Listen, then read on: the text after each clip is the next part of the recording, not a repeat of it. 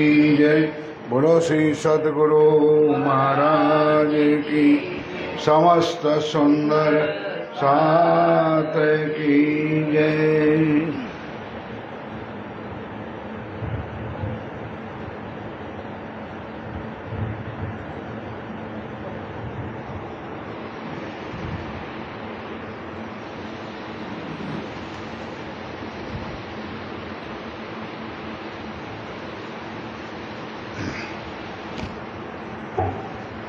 वंदो सतगुरु चरण को,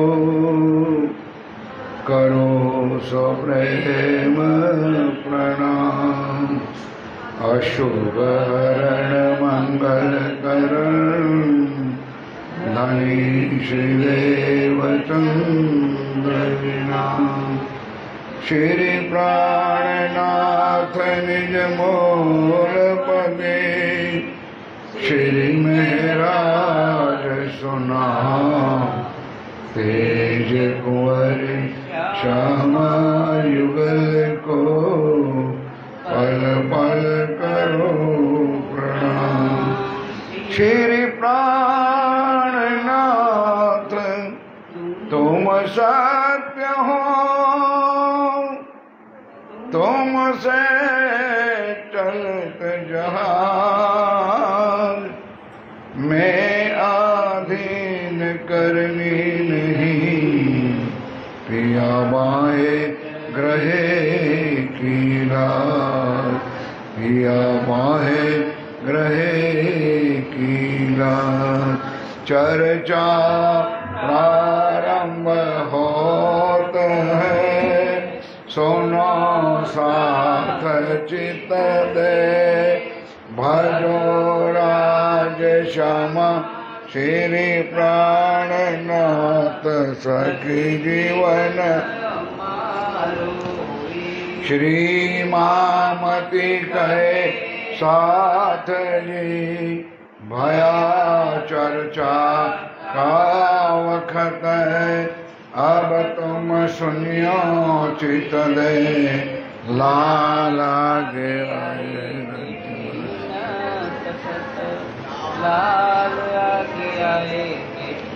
इन तखत। तो कारज कारण है, धनी को करने इस वास्ते माया का हुआ धक्का इन समय। हुआ धक्का इन समय। 1714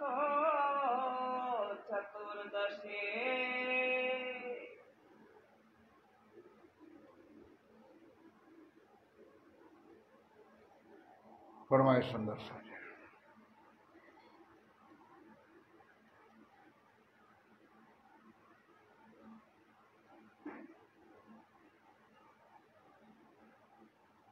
संवत 1714 आप हक्षराज जी महाराज,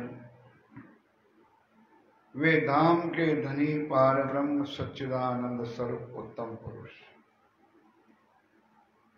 अखरुल जमा इमाम मेहदी साहिब बुद्धनिश कलंक अवतार आप स्वामी श्री प्राणनाथ जी महाराज, परम धाम की आसबाई श्री लालदास जी महाराज के तन में विराजमान होकर हम सुंदर साथ ये अखंड ब्रह्मवाणी जो आप अंतिम 4-5 दिन 6 दिन से सुन रहे हो,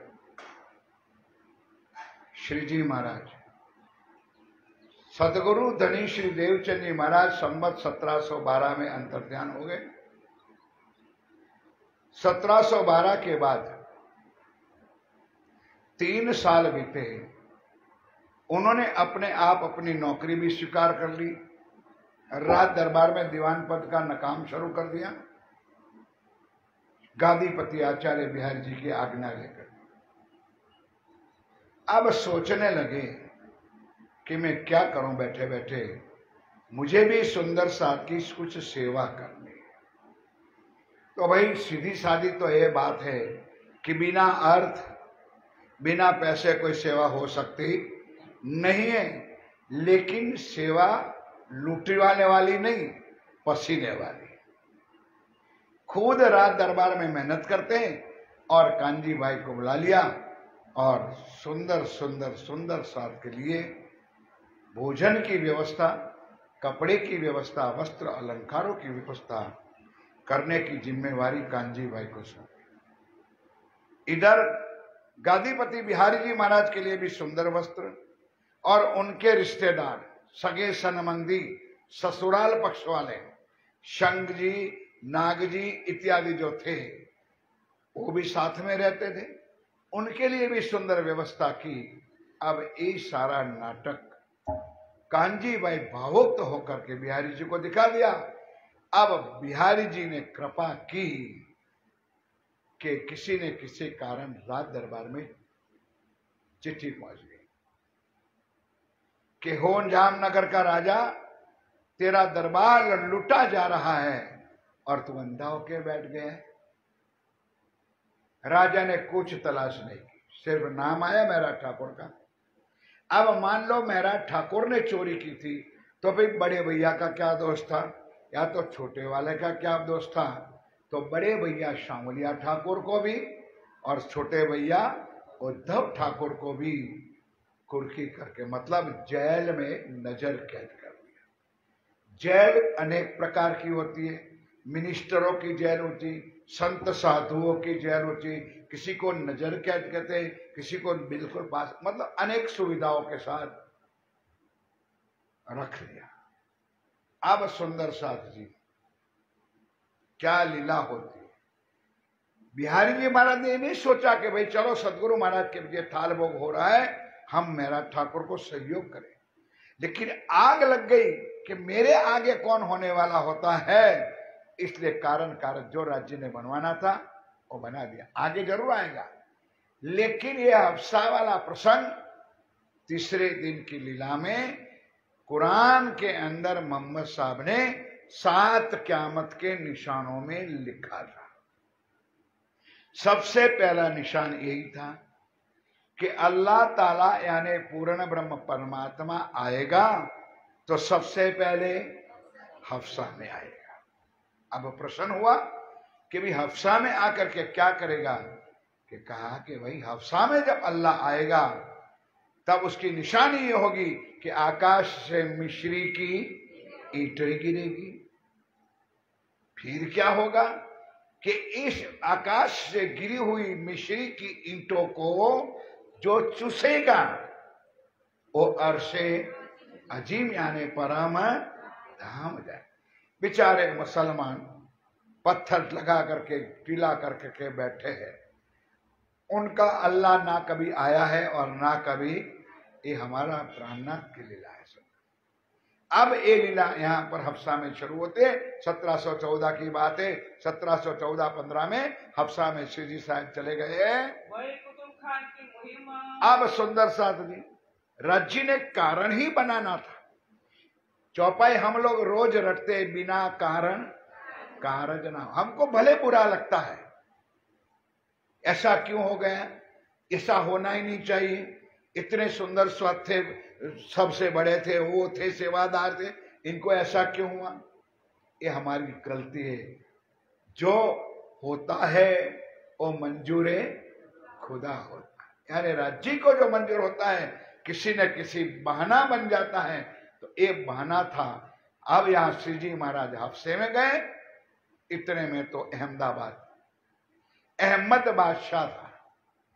उन्होंने जामनगर की, क्यों मूल एक स्टेट था और वहां से क्या कहते हो उगाई टैक्स अपनी भाषा में, वो जामनगर का बहुत कुछ बाकी पड़ता था।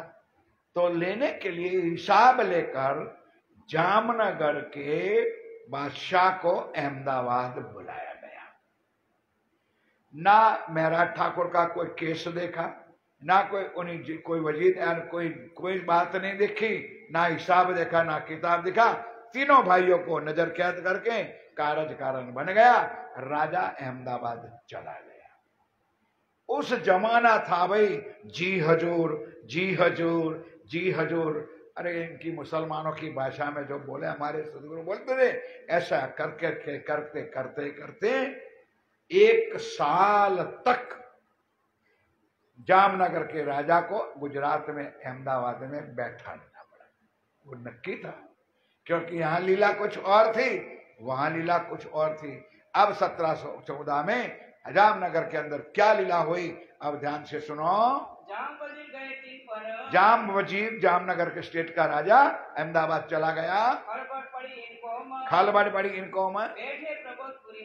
अब प्रबोधपुरी अफसा में श्री जी महाराज स्वयं विराजमान है। क्या विचार करने लगे इस्लाम काम पर कि हे राजी महाराज, मैंने ऐसा कौन सा गुनाह किया है? क्या ये बात मनु भाई नहीं सोचते होंगे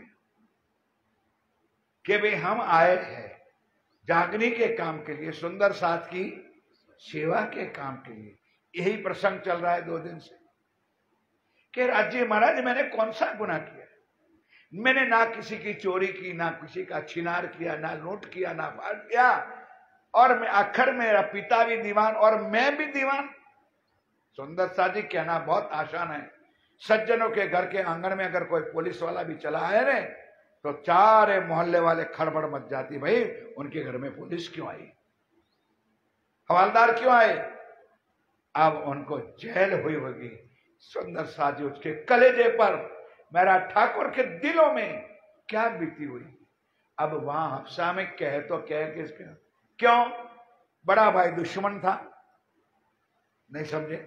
सांवरिया ठाकुर तो पहले से दुश्मन ही था, ऊपर से वो तो गालियां देता है कि तूने सत्यानाश कर दिया, पिताजी की शान डुबा दी, तेरी इज्जत की, खानदान की शान डुबा दी। ऊपर से माया का भी दुख, इधर राज्य ने ऐसी लीला की। अब अंदर बैठे बैठे क्या सोचते हैं, क्यों ऐसा हम पर, क्यों राज्य महाराज हमने क्या गुनाह किया, हमारे पर ऐसा क्यों हुआ, पहुंचाया सखत बखत, ये सारा वक्त हमारे पर क्यों आया? हम तो बंद में हते, हम तो धनी की सेवा में, सदगुरु की सेवा में, सुंदर साथ की सेवा में बैठे रहते हैं, क्यों ऐसा किया? ये हमारे पर ऐसा क्यों गुजरा? थी मेरे मन में उम्मीद, मेरे दिल में उम्मीद थी कि मैं जामनगर के अंदर सुंदर साथ का मेला करो, सुंदर साथ को इकट्ठा करो, और इस तन से मेरे से जो सेवा हो जाए वो मैं सुंदर साथ की तन मन और धन से उनकी सेवा करो।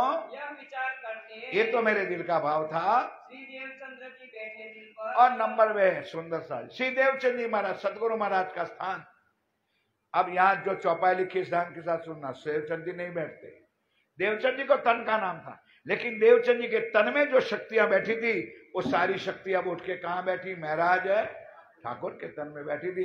से देवचंद जी बैठे आते हैं और एकांत करके, अब एकांत करके दिल हुआ विचार पर, क्या विचार है? लगे चर्चा करने, क्या चर्चा करने लगे? वर्णन वाणी स्वरूप, वर्णन वाणी स्वरूप। यो करते दिल खुला, क्या हुआ? चलो बैठे दिल सुंदर स्वरूप, ध्यान के साथ सुंदर।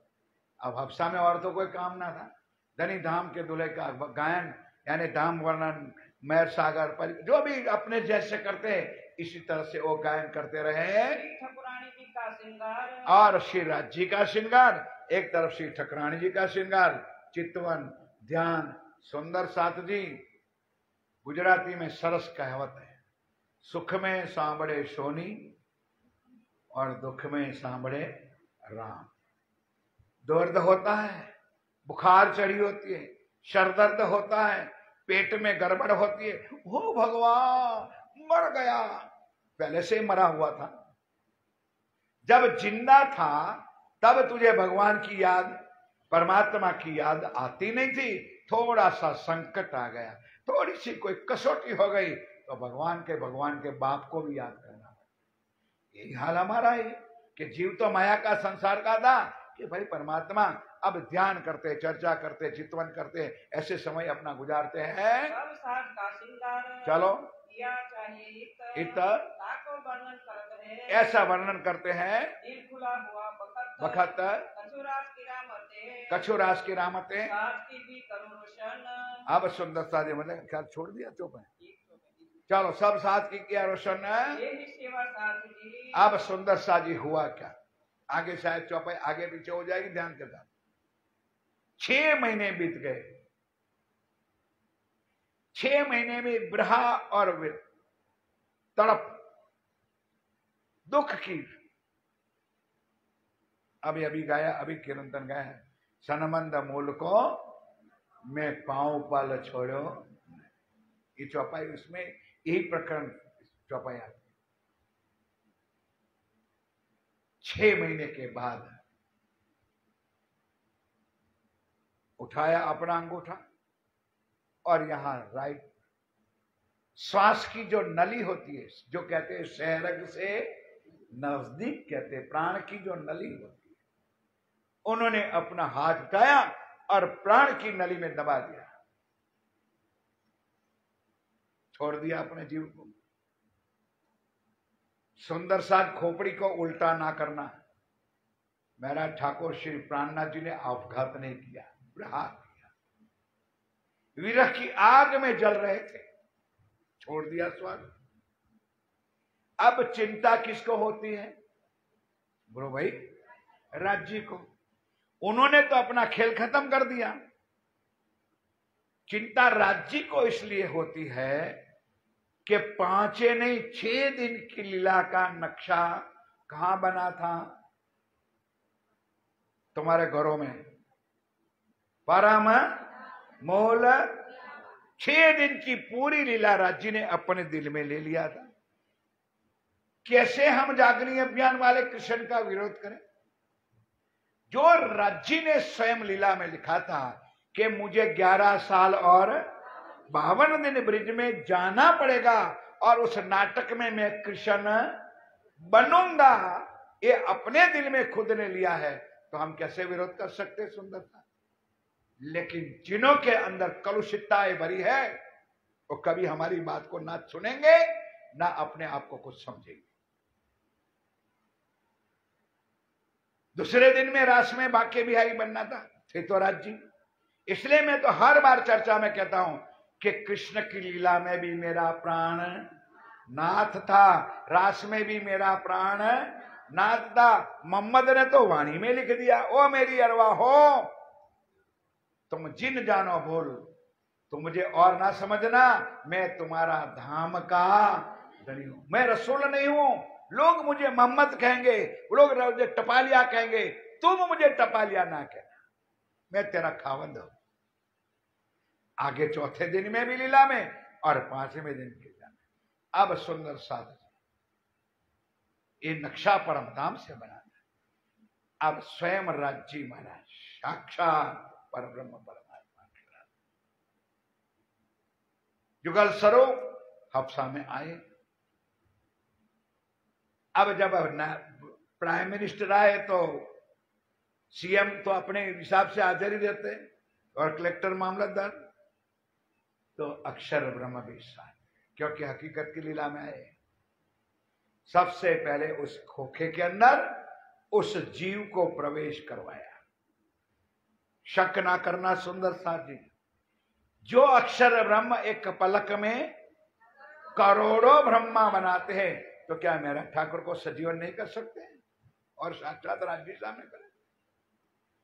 अब अंदर जीव को बिठाया, अब आत्म को अंदर बिठाया। तब आत्म से दृष्टि से निजानंद श्री राज्य महाराज की दृष्टि में दृष्टि मिलाई। तब तो खटरुत की 8वें प्रकरण में कहा, पोते प्रकट पधार्या छो, साक्षात परब्रह्म परमात्मा है। और अभी कीर्तन में गाया, तुम आए दुख गया सब दुख, अब मुझे कुछ जरूरत नहीं। ऐसी अगर लीला है तो राज्य मैं जीवन भर हफ्सा में रहने के लिए तैयार हूं, जहां सदा मेरा धनी मेरा राज्य मेरे साथ होता है। मैं मुझे कुछ दुख नहीं, मुझे कोई माया सता चिंता नहीं। दर्शन दिया पूर्ण स्वरूप। सारी हकीकत की बात कर रहे, अंदर राज्य बैठे हैं थे। अब वहां वाणी के प्रकटन हुआ। पहली चौपाई है अखंड स्वरूपनी अस्थिर आकारे शोभा गणुए करीने, ऐसी चौपाई है। ये चौपाई क्या कहती है कि हे प्राणेश्वर, हे पिया प्राणनाथ, आप नूरी स्वरूप में यहां पर अप्सरा में आए हो। शोभा और श्रृंगार स्वरूप में देख रही हूं, और मेरी जो ये आकार है वो झूठ की है। अपने पांच तत्व का देह है तो अखंड स्वरूप नहीं, अस्थिर आकार है। मैं इस झूठे तन से आपका वर्णन में कैसे कर सकती हूं और कैसे लिख सकती हूं। ये अपनी चौपाई शुरू होती है छठा प्रकरण की रास किताब की पहली चौपाई। श्री राज्य नो श्रृंगार, पहलो ठकराणी जी नो श्रृंगार, फिर राज्य को श्रृंगार, और तीसरो सुंदर, सातो जोग मायानो देह धरीने राधा जी थया, राधा जी ने श्यामा। फिर भी इन लोगों की आंखें नहीं खुलेगी। वाणी में लिखा है, कीर्तन में, रास में लिखा है, ठेक दई ठकुरानी जी है, ठेक दई ठकुरानी जी है, जैने झाल्या श्रीराज। श्रीराज जी का मतलब उसमें ठकुरानी जी का। मैंने आपको सवेरे प्रार्थना किया था कि जो बैठे वो एक बार 1 घंटा बैठे भाई, बार बार उठने बैठने का कोशिश मत करो। अब कोई बीच में उठेगा नहीं, पढ़ने दो। 15 मिनट तो हुई नहीं, अभी 20 मिनट तो।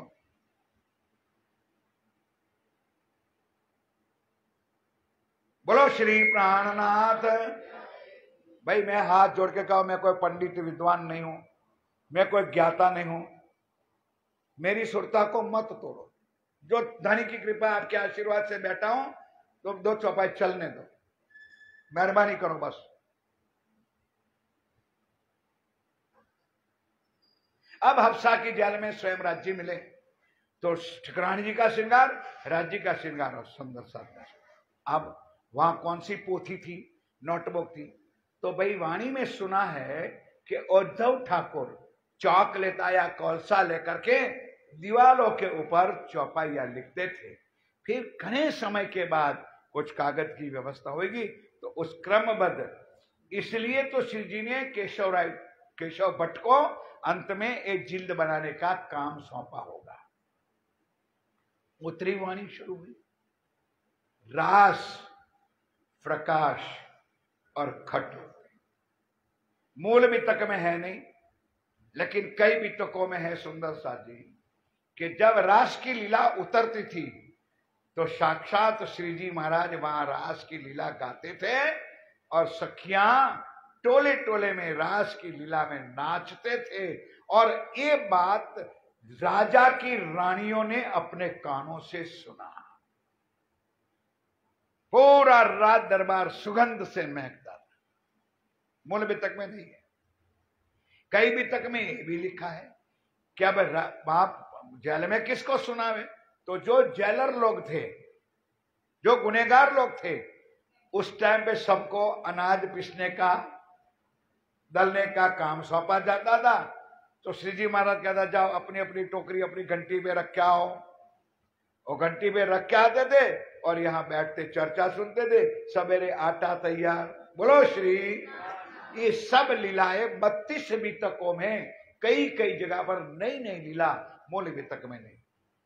अब सुंदर सा जी क्या हुआ, ध्यान के साथ सुनो। अब फिर कहूँ हफ्से की, आप फिर कहूँ हफ्से की, जाको प्रबोधपुरी नाम। चलो। कहाँ 12 महीना बीतक भई, कहाँ 12 महीना अभी तक भाई, संवत 1715 तरे तमाम। 1715 प्रास बेटा 15 तरो लिखा है। 1715 1415 में हफ्सा में धनी धाम के दुल्हा आप श्री जी महाराज विराजमान थे। कुतुब खान से सलाह करके, अब उस टाइम पे 1 साल पूरा हो गया। वहां से कुतुब खान का सलाह करके वजीर आया नए नगर।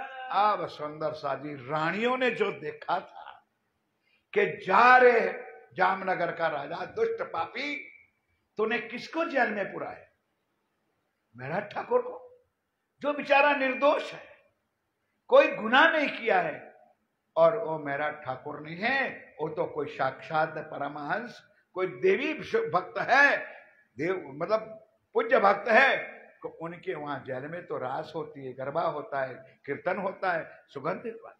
तो उन्होंने प्रण किया, किसने? रानियों ने प्रण किया कि राजा वापस आए, पानी बाद में दूंगा, पहले झपसा से मेरा ठाकुर को बाई इज्जत निकालेगा। ऐसा ही हुआ। राजा आया, रानियों ने इतना कुछ कहा होगा, इस भवानी में शॉर्ट में लिखा है कि जा खोल पहले, क्षमा मांग। रानियों ने पूरी हकीकत कही। तो अब मेरा ठाकुर को बाई इज्जत, बाई इज्जत का मतलब राज दरबार भरा गया और राज दरबार के अंदर सब प्रजा के सामने ठहरा गया कि मेरा ठाकुर बिल्कुल निर्दोष है। और राज दरबार से 5 वस्त्र दिए जाते हैं, जिसको सिरोपाव कहते हैं। 5 वस्त्र पहनने का राज दरबार से गिफ्ट में दिया, भाई इज्जत। और अब सुंदर साथ जी, मेरा ठाकुर के दिल में तो वही भाव है क्या कि सबसे पहले कहां जाओ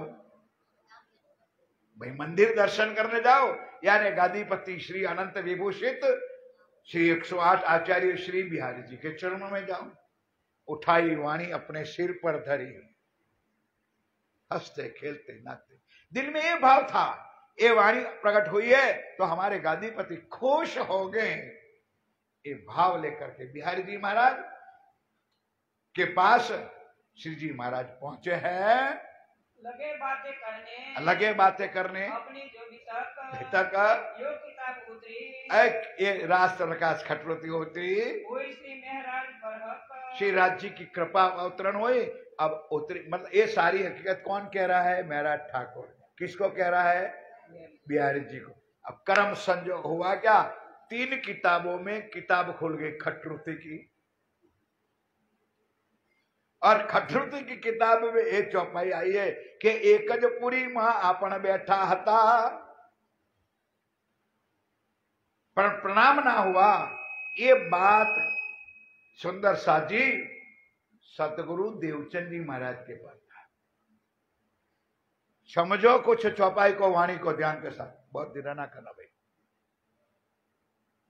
तो बिहारी समझे, बहुत दिना हो गया भाई, कि ये बात तूने मेरे पर क्यों गाई? नहीं समझे आप? क्योंकि वो खुद क्या समझता था कि मैं खुद धाम का धनी हूं। अरे ठीक है भाई, तू जेल में चला गया, तूने गुनाह किया होता तो तब तो जेल हुई होगी ने।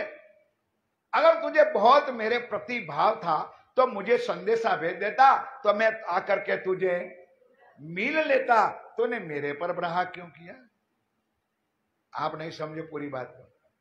बिरहा करने का मतलब तूने मैंने जीते जी को मार दिया, मैंने मरा हुआ तुझे समझा, इसलिए तूने ए वाणी गाई। खबरदार मेरा ठाकुर, ए वाणी खोले तो ना किसी को सुनना है ना किसी को सुनना। ए हजूरी संगरी नागरी इधर आओ, इधर आओ, लपेट ए थोथे को, चलो लख दौड़ पाएगा। नीचे रहे तो कोई खोलेगा नहीं, अबराई के ऊपर चढ़ा दिया, ना रहे बांस ना रहे बांसुरी। वाणी में चौपाई शायद आएगी आगे तो बोलेगी तो कि वहां वाणी ना पसरी। मैं तो हर बार जहां अभी तक करता हूं ने, वहां हमारे आश्रम का नाम देता हूं कि भाई आश्रम की जगह हमने लिखी, तब हमने नक्शा नहीं देखा था।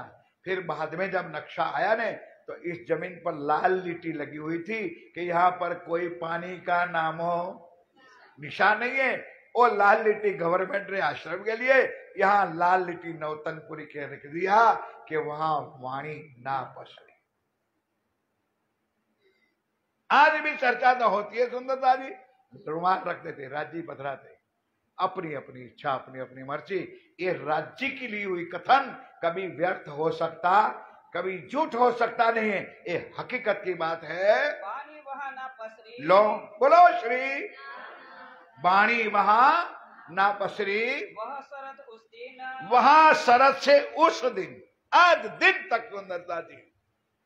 क्यों? वो लोग हमको ज्ञान देते हैं। अरे कौन होता है अमृत भाई, चर्चा करने बैठ जाता है, उनको पूछो तो सही कहां तालीम लिया था। तालीम उनको अक्ल ही नहीं है, तालीम क्या चीज होती है, क्योंकि उन्होंने वाणी नहीं पढ़ी। तालीम लिए बिना वाणी चर्चा हो सकती है? कभी नहीं हो सकती, कोई नहीं करता है। देखो हमारे पंडित बैठे, शास्त्री जी बैठे, फलाना ठिकाना। अब कहना नहीं चाहिए सुंदर सा जी, 8 साल का शास्त्री जी, 10 साल का पंडित जी और विद्वान बन गए, और हमारे समाज में हम सुंदर साथ एक दूसरे की टांगे खींचते हैं।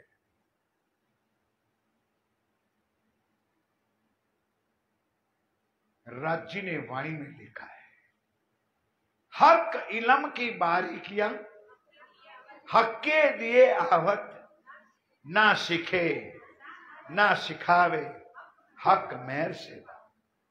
सागर किताब 6ठा प्रकरण अंतिम चौपाई लिखिए, तुझे पढ़ावे आप खसाम। और तालीमारो, कुछ तालीम की जरूरत नहीं है जब तक राज्य के मेहर के पात्र नहीं बनोगे, कुछ एक भी शब्द तुमसे नहीं खुलेगा। बनना पड़ेगा, उनकी मेहर के पात्र बनना पड़ेगा, सच्चे सदगुरु के शरण से लेना पड़ेगा, तब तो वाणी मिलेगी। कहां से सब चीज आएगी सुंदर? वहां वाणी ना पसरी, एक शब्द भी सुंदर दास बेचारा आज दिन तक सौराष्ट्र की धरती पर बैठे हुए सुंदर साथ आज भी तरस रहे वाणी के लिए, एक भी वाणी की चर्चा। और सुंदर साथ जी, मैं दूसरी तरफ भी कहूंगा, मुझे क्षमा करना, हमारे घरों में भी, हमारे गांव में भी पूज्य महाराज श्री जी पधारते थे। क्या दोस्त बेचारे महाराज श्री जी का भी वो कोई अज्ञान था, ऐसा भी मैं नहीं कह सकता हूं। हमारे सदगुरु धर्मदास जी महाराज थे, हम लोग गांव में 7-7 दिन की क्या पारायण रखवाते थे।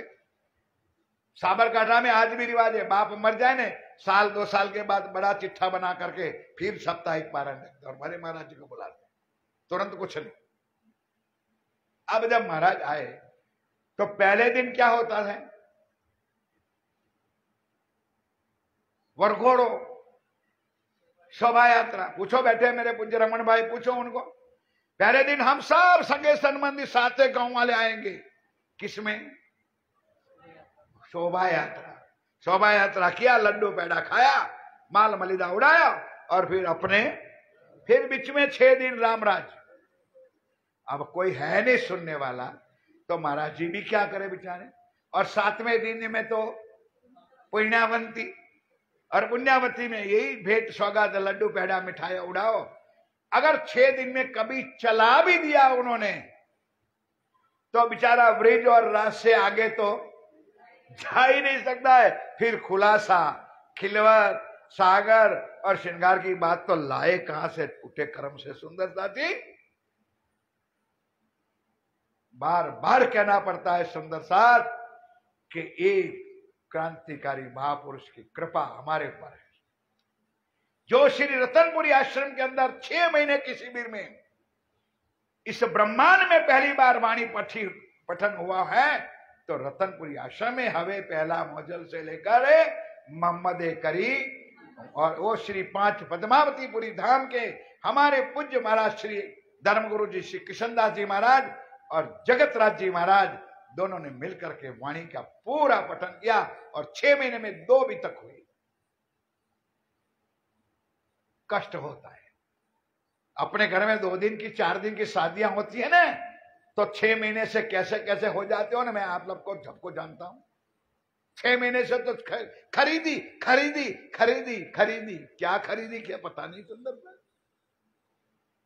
6 महीने की शिविर, और 1-2 सुंदर साथी, सैकड़ों सुंदर साथ को रखना, और उनकी टाइम टू टाइम सेवा करना, चर्चा, चित्रण, सारी चीज होती,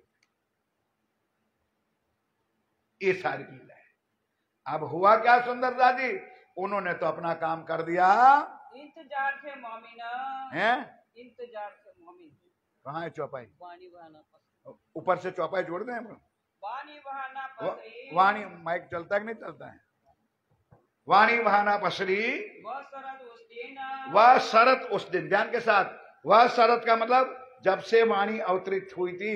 श्री जी ने लिखा है, भाई मेरे सामने ना गुर गुर के देखना, आज दिन तक वाणी का कोई नामो निशान नहीं है। इंतजार थे मोमिना, लो सुंदर साथ तो तरस रहे थे वाणी के लिए, लेकिन वाणी की चर्चा ज्ञान कुछ वहां नहीं मिला। पर सुन सके ना एक शुकन, एक शुकन भी सुंदर साथ जी वाणी का शब्द आज दिन तक बेचारे काठियावाड़ सौराष्ट्र में वाणी के लिए तरस रहे। सुंदर साथ जी यहाँ से फारक भये, अब सुंदर साथ जी क्या लेना देना, रख दिया उन्होंने, वापस भी नहीं दी। अब साथ साथ में श्री जी साहेब जी को राज दरबार से, जामनगर नवानगर स्टेट से, और एक बख्शिश किया था जूनागढ़ शहर बसाने के लिए। थोड़ा समय बीता होगा और फिर याद आया कि मुझे जूनागढ़ जाना है शहर नया बसाने के लिए। तब अब बिहारी जी महाराज से प्रार्थना किया कि हे सदगुरु महाराज, गुरुपुत्र, अब आपको उस किताबों का तो कोई काम नहीं है, जरूर नहीं है, तो ऐसा करो आप मुझे दे दो, और अब मैं जामनगर छोड़ करके जूनागढ़ की तरफ मैं जा रहा हूं। खुश हो गए बिहारी जी, अच्छा हुआ, यहां रहे तो कोई पड़ेगा नहीं, ले भाई ले जा, हजूरी इधर आओ, उतार उतार उतारो अलमारी से, उतार दे दे उनको, खोलना नहीं जामनगर में, करके थोंक दिया। अब ध्यान के साथ सुनो सुंदर दादी, वो जो बख्शिश हुआ था जूनागढ़ के, ये भी राज्य का काम था।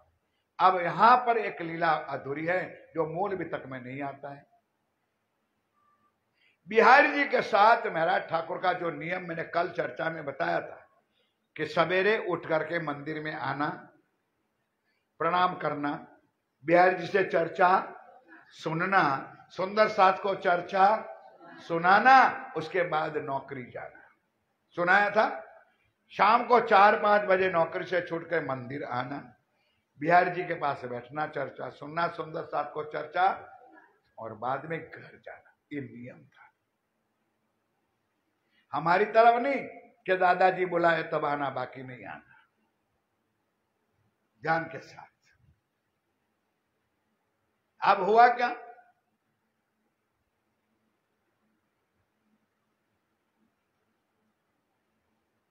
मेरा ठाकुर एक गरीब सुंदर साथ था। अब जब गरीब सुंदर साथ रोज 2 टाइम चर्चा सुनना, और कई किलोमीटर से आता होगा, गांव का था बेचारा। अब जैसे आज हमारे बापू प्रभात सिंह चले गए खेत में, स्वाभाविक काम है हमें, मैं जानता हूं, क्योंकि अब धूप निकली, खेत में काम चलेगा। तो उनकी फसल पक चुकी थी, तो उन्होंने दिल में भावा कि जब तक ये फसल काट लूं तब तक मैं 2 बार दर्शन करने नहीं आऊंगा, 1 बार आ सकता हूं, ऐसे गुरु चाहिए तुम लोग।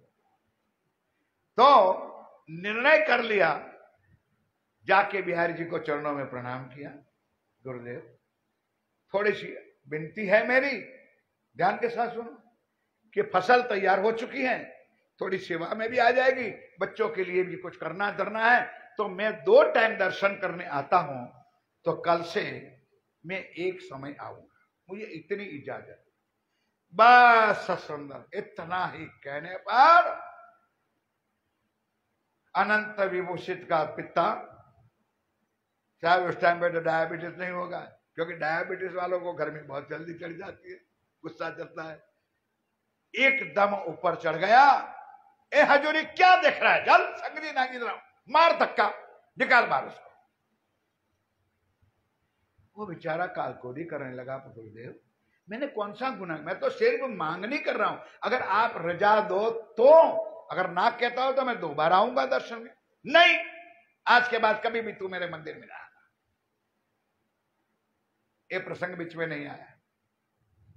अब हुआ क्या, हजूरी मजूरी तो एक, हजूरियों को तो एक धंधा है, बेचारे को दरवाजे के बाहर निकाल दिया।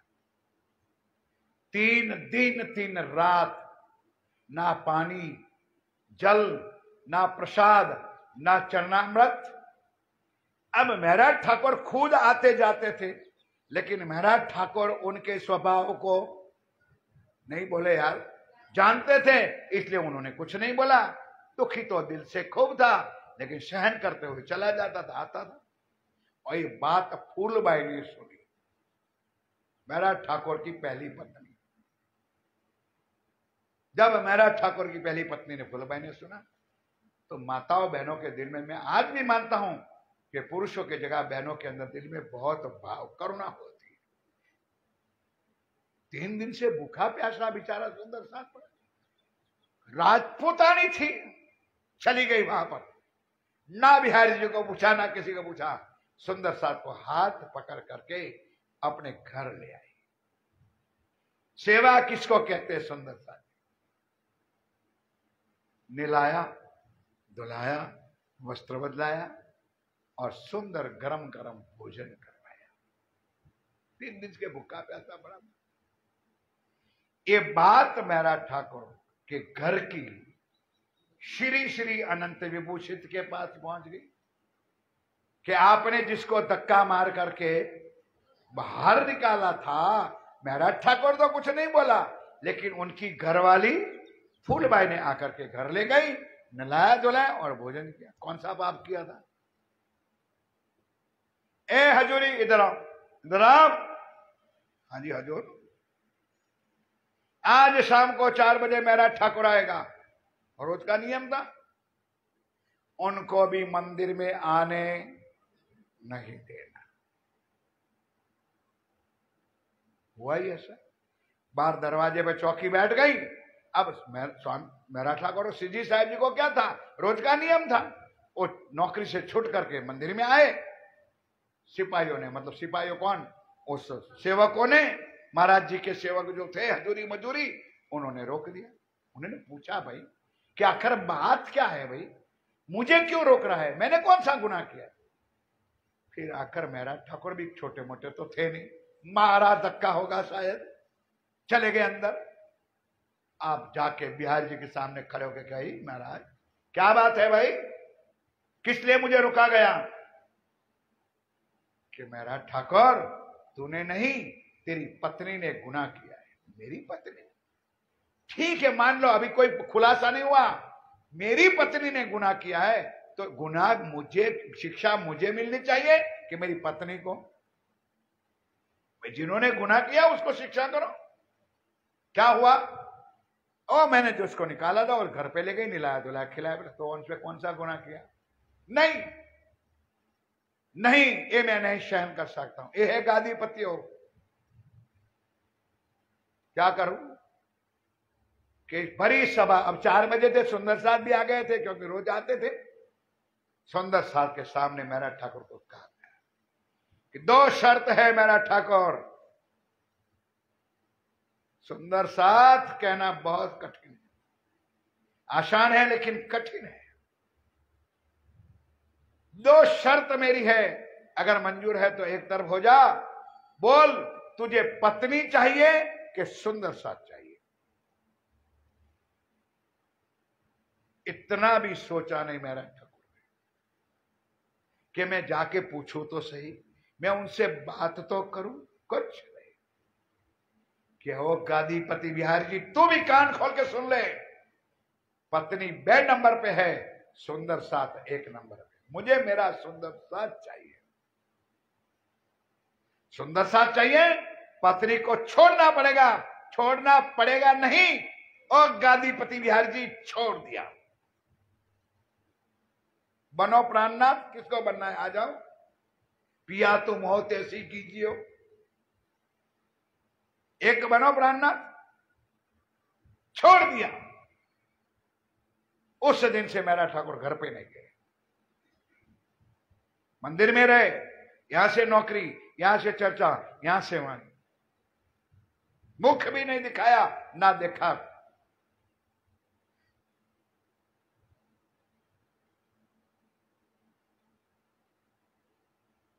बैठ जाओ बैठ जाओ। अब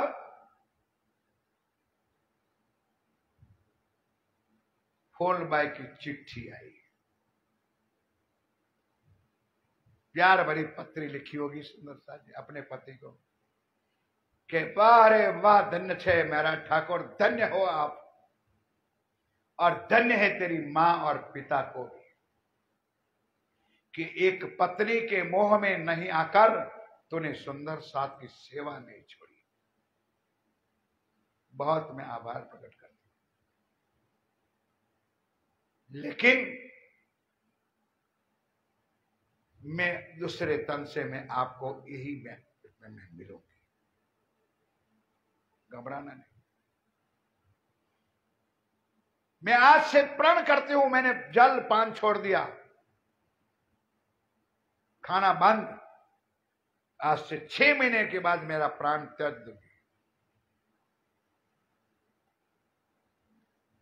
मैं जानती हूं कि तेरा सदगुरु मेरी शमशान यात्रा में भी तुझे आने नहीं देगा, ना आना। निकलो कोई फुलबाई बन के तो मैं मानू, ना आना। लेकिन मेरी शमशान के अंदर मेरी अग्नि शांत हो जाए और राख हो जाए ठंडी, तब एक बार आकर के तेरा 2 चरण कमल मेरी राख के ऊपर आके धर देना। लेकिन आपकी धर्म पत्नी फूलबाई का साक्षात दंडवत है। आगे चिट्ठी हुआ ही ऐसा, 6 महीना आमने सामने पति और पत्नी हो और मुख ना देखे। सुख की बात तो अलग होती है, कैसे बिताया होगा। समय पे जान छोड़ दिया, नहीं जाने दिया बिहारी जी ने। तब मेरा ठाकुर ने अग्नि मतलब राख के ऊपर जाके तो चरण डाले। अब वही फूलबाई की अंदर बैठी हुई आत्मा, जिसका नाम था अमलावती।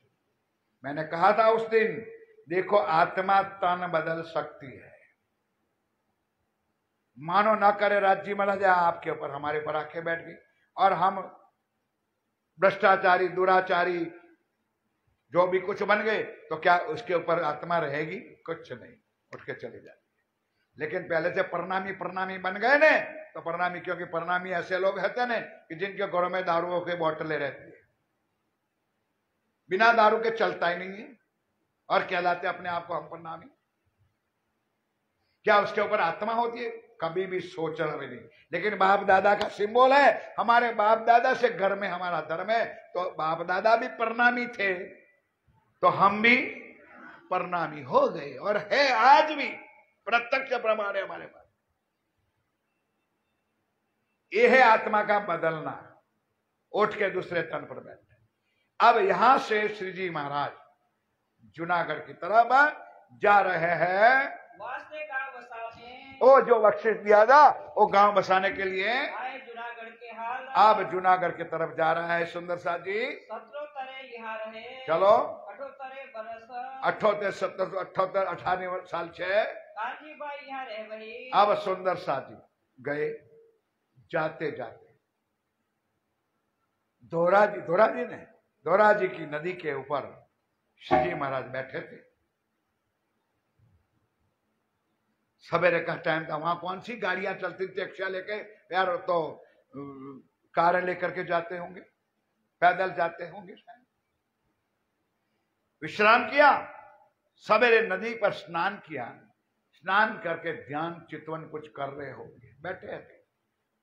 हमारी कृपा उनकी हुई रमन भाई की, जो उन्होंने एक बार कार्यक्रम रखा है, लेकिन वो भी आपस में टकराव हुआ, हमारा काम नहीं हुआ और आज वही लीला नाटक आगे चलने। उस टाइम वो जगह देखने का कुछ भाव मिला था, गए थे हम लोग। वहां एक चौरी जैसा भी निशान था, वहां जाकर के पानी ग्रहण किया था। वो जगह दोराजी में आज भी है।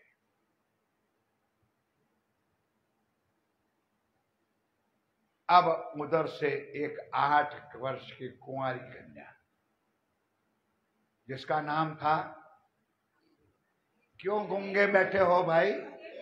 तेज कुंवरी। क्या नाम था पिता का?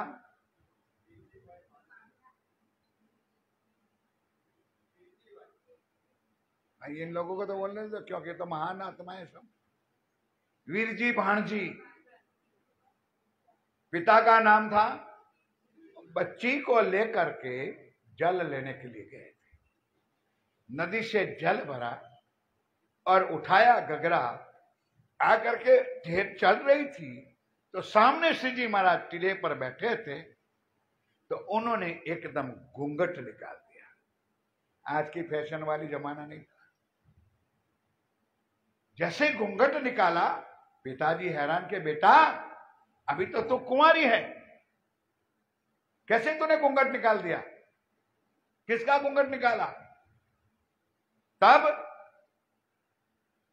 तेज कुंवरी बाई ने कहा, पिताश्री, वो जो सामने टीले पर बैठा है वो मेरा पति है। और 8 साल की तेज कुंवरी और पति कि बेटा कोई पागल तो नहीं हुए ने? कि नहीं पिताजी, जाओ, उसका नाम मेरा ठाकुर है, मेरे ससुर का नाम केशवराय ठाकुर। पूरा इतिहास उस लड़की ने अपने पिता को बताया। जाओ तलाश कर लो। बरसवान गए, पूछा, भाई आप कौन हो, कहां से पधारे हो? पिताश्री का नाम। तो पूरी हिस्ट्री मिल गई। तो वहां तेज कुंवरी बाई ने मेरा ठाकुर के साथ वो जो वादा किया था वो पानी ग्रहण किया और मंगल फेरा किया। वहां से तेज कुंवरी बाई साथ रही। अब जूनागढ़ में जाते हैं, हरजी व्यास एक ब्राह्मण। अब वहां पर वो कांजी बाई, कौन? अरे जिन्होंने घी, खांड, मैदा, तेल डब्बा इकट्ठा किया था, वो कांजी भाई। अब बेचारा बैठ करके, क्योंकि साल भर तो मेरा ठाकुर जेल में चले गए, हफ्सा में चले गए, तो बैठ के क्या करेंगे? नौकरी, खाना पीना तो चाहिए ना। तो चला गया था जूनागढ़ में। अब जूनागढ़ में कौन था? वो एक ब्राह्मण था, पंडित था, जिसका नाम था हरजी व्यास। रजनी भाई, अब आपके मतलब की बात आई, जरा ध्यान देना इधर। हरजी व्यास पंडित था और नाम इतना रोशन था कि पूरे भारतवर्ष में उनका नाम था, पंडित है। और इतना जिद्दी भी था कि जिसको हा कही उसको कोई ना कहने वाला नहीं था। वो आज कहता है वो रात है तो कोई ना कहेगा ये दिन है, और दिन को रात कहेगा, रात को दिन कहेगा, तो किसी की ताकत नहीं कि वो बदल सके। इतना जिद्दी भी था, इतना विद्वान भी था, सारी भारतवर्ष में उसका नाम था। उनके वहां कांजी नौकरी करता था। अब उनको पता चल गया कि मेरे प्राणेश्वर, मेरे प्राणनाथ जूनागढ़ की पादर में आए। अब आज दिन तक क्या करता था? ध्यान के साथ सुनना, नौकरी करता था, सर्विस करता था और पगार लेता था। नौकरी और सेवा में आसमान जमीन का अंतर है। अब हुआ क्या? आया है सो बोलो भाई, राजा रंक फकीर। चाहे कोई विद्वान हो, चाहे कोई पंडित हो, चाहे कोई ज्ञानी हो, चाहे वो ध्यानी हो, इस प्रकृति में सबको एक दिन जाना है। तो हुआ ही ऐसा, हरजी व्यास मरण शयन पर आ गया। गुजरात में रिवाज है कि जब जोबो मारे ने, अब इसमें अंग्रेजी वाले कोमा कहते शायद, शरीर धीरे धीरे ठंडा पड़ जाता है तो उसको बिस्तर से और रेशमी चद्दरों से, गाल मशूरियों से हैं उठा करके नीचे पटक देते हैं।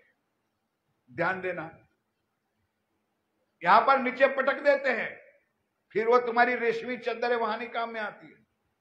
जा नीचे जाके सो जा भाई, जाओ जाओ, उठ के जा, छोड़ा, चलो इधर ध्यान दो, बोलो श्री प्राणनाथ। अब जब मरा नहीं था, श्वास तो चलती थी, उठा लो भाई, जाओ।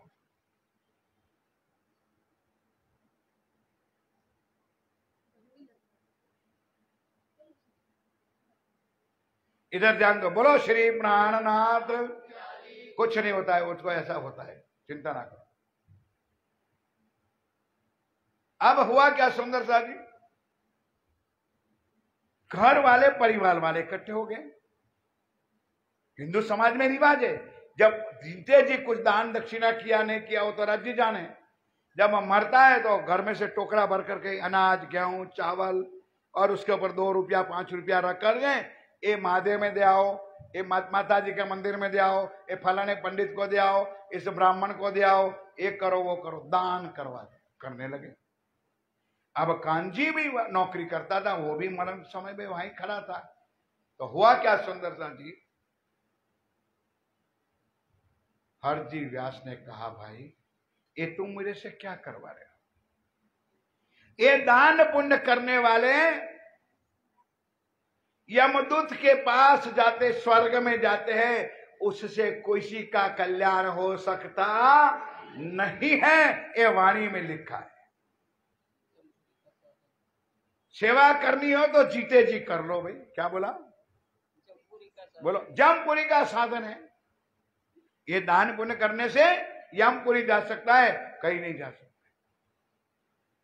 कुछ नहीं हुआ। अब ये बात कांजी ने सुन ली, खड़ा था बीच में, और उन्होंने दुआ कर दी कि हे प्राणेश्वर प्राणनाथ, उसको जिंदा कर ले, एक बार उसको जिंदा कर ले। क्योंकि मरते दम तक वो यही बोला कि आज दिन तक मेरे सामने कोई ऐसा ना निकला कि जिसको मैंने हा कही उसको कोई ना कहने वाला नहीं मिला, और ना के उसको हा कहने वाला। ये जिद लेके बैठा था, हे धामधनी, एक बार उसका अहंकार को तो चूर कर दे। अब रज्जी जाने क्या हुआ। दुआएं जो मोमिनों की होत है कबूल। अब जिन्होंने प्रार्थना किया, अब रज्जी ने कुछ सुन लिया। हरजी व्यास खड़ा हो गया, खड़ा हो गया। अब एक तरफ प्रार्थना किया और इधर अब हरजी व्यास ने सेवा करना शुरू किया। आज दिन क्या करता था? नौकरी। अब क्या करना शुरू किया? सेवा। क्यों? जिंदा रखना था।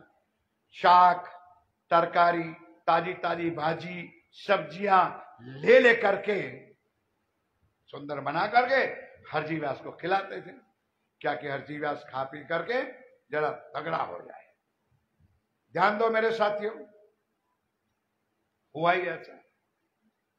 प्रसन्न हो गया हरजी व्यास के, वाह क्या बात है कांजी, तेरी इतनी सेवा पर मैं इतना प्रसन्न हूं कि कुछ बख्शिश मांग ले।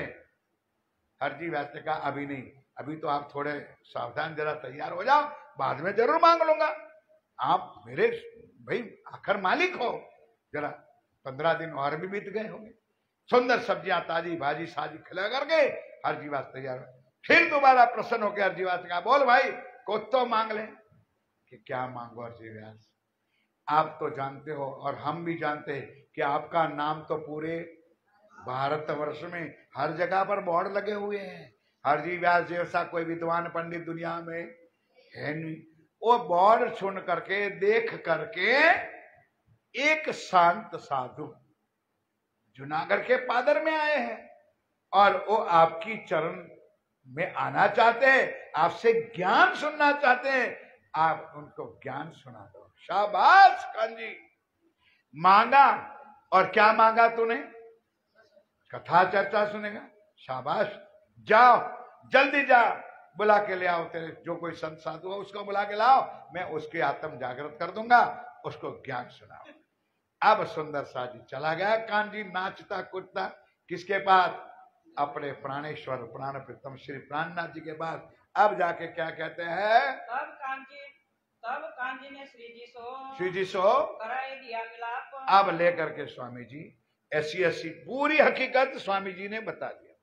स्वामी जी ने कहा, चुप रहना, चुप रहना, मुंह पे पट्टी लगा के रहना, मुझे स्वामी जी कह के ना बुलाना। तेरी और मेरी कोई पहचान ही नहीं, ऐसा रखना। मतलब पागल ना हो जाना मुझे देख करके। जो राज्य लीला करवाएंगे करूंगा, तुझे जो चाहता है वही होगा, लेकिन बोलना नहीं मुझे, मेरी पहचान ना करवाना। अब लेकर के हरजी व्यास के पास कांजी भाई श्री जी को लेकर के पहुंचते हैं। मिलते ही सुख उपजा, मिलते ही सुख उपजा, करने चर्चा लगे आप। करने चर्चा लगे आप। कहने लगे, भाई कौन हो, कहां से आए हो? श्री जी ने कहा, हम तो है परदेशी, ये पिक्चर का गायन हमारे लिए बना है, हम तो है, हमारा यहाँ कुछ काम नहीं है, हम परदेश के हैं, इस देश के है नहीं। भाई है, हमारा धाम कहाँ है? निराकार के। कई आगे चर्चा में आएगा तो स्वामी प्राणनाथ जी को कहा, तू पाखंडी है, कि बिल्कुल सत्य है। पाखंड में हमें और 3 खंड में तुम कचरे भरे हुए हो। सारी लीला राज जी ने हमारे लिए बनाई है। शिव जी को कहा तू पाखंडी है, कि हाँ पाखंड में हमें है और 3 खंडों में तुम कचरे भरे हुए हो। हम परदेश से चले, आपका नाम महिमा सुन करके जुनन, अब आप बीमार थे तो हम कुछ नहीं आए, अब आज पता चला आप स्वस्थ हो, बस आपके शरण चरण में मैं आया हूँ। भले साथ तुम आए, भले भले साथ तुम आए, मैं चर्चा सुनाऊं तुमको। बोलो। अरे मेरा भंडार भरा हुआ है, देख एक किताब होगा, भागवत गीता पुराण शास्त्र वेद कथे फलाना ठिकाना, पूरे लाइब्रेरी मेरी बड़ी। बोल किससे तुझे चर्चा सुनिए, जिससे तू चर्चा सुनना चाहते उसको पधरा करके मैं तुझे चर्चा सुनाता हूँ। जो चर्चा कहो सो करो, जो किताब की चर्चा कहो वो मैं करने के लिए तैयार हूँ। तुम्हें राजी करो 300। क्योंकि कांजी ने वरदान मांगा है ने, तो तुम्हें मुझे राजी करना है। आप जो भाव से ज्ञान सुनना चाहते हो आके बैठो और मेरे सामने चर्चा सुनो। और दे उतरने, और कह दिया लोगों को भाई उनको अपने बगीचे में जो उनकी जमीन जागीर हो जायदाद होगी उसमें एक डेरा दे दो और आवास भी दे दो, उतारा भी दे दो, भोजन की व्यवस्था भी कर दो। अब होने लगी चर्चा, अब सावधान हो जाओ सुंदर सा जी, बोलो श्री। अब होने लगी जगह। स्वामी जी ने कहा और किताबें कहाँ ढूंढने जाओगे महाराज, आपके पास भागवत तो जरूर पड़ी। हाँ बिल्कुल है, बाहर बदलाए हुए। हम भागवत से ही बात करेंगे और भागवत का एक ज्ञान आप सुनाओ। सुनो तो मास दो हुए, ज्ञान के साथ सुनो सुंदर सा जी। अक्षरातीत जिस तन में बैठे, आज हमको गद्दियां चाहिए, हमको कुर्सियां चाहिए, हमको पलंग चाहिए, ओ दो कौड़ी का हरजी व्यास जिसके पास ज्ञान का ठुट्ठू भी नहीं था और सिंहासन में बैठा है और अक्षरातीत 2 महीने तक हरजी व्यास के चरणों में बैठे। एक ज्ञान स्वामी जी ने सिखाया हमको कि चचड़ पचड़ करने लग जाते हो ने, मत करो, पहले इसी का सुनो। एक क़यामत के निशान में भी आए, जब लाग आए मुट्ठी मार दो। पहले से अपनी पहचान किसी को मत कराओ, पहले उनकी दिल की बात सारी सुनो। ये है ज्ञान, चचड़ पचड़ करने का ज्ञान नहीं है। 2 महीने तक श्री जी महाराज चरणों में बैठे रहे और यह चर्चा होने लगी। दोनों मिलकर के अक्षरातीत थे, जानते थे, फिर भी कितना ध्यान से बैठता होगा, तब चर्चा कहने वाला भी खुश होता होगा। एक दिन थोड़ नारायण की, अब लाग आया सुंदर सा नारायण। अब आप लोग तो सब मेरे से भी ज्यादा विद्वान हो, वैसे तो जानकार हो। एक दिन ठौर नारायण की कथा आई भागवत में। अब उसका वर्णन चौपाई ना छोड़ना, जरा ध्यान के साथ सुनना। एक दिन ठौर नारायण की, कहे वचन। अब आप सब जानते हो नारायण कहाँ रहते हैं, काल माया के ब्रह्मांड में। नार यानी पानी, अयन यानी पानी में सोने वाला आदि।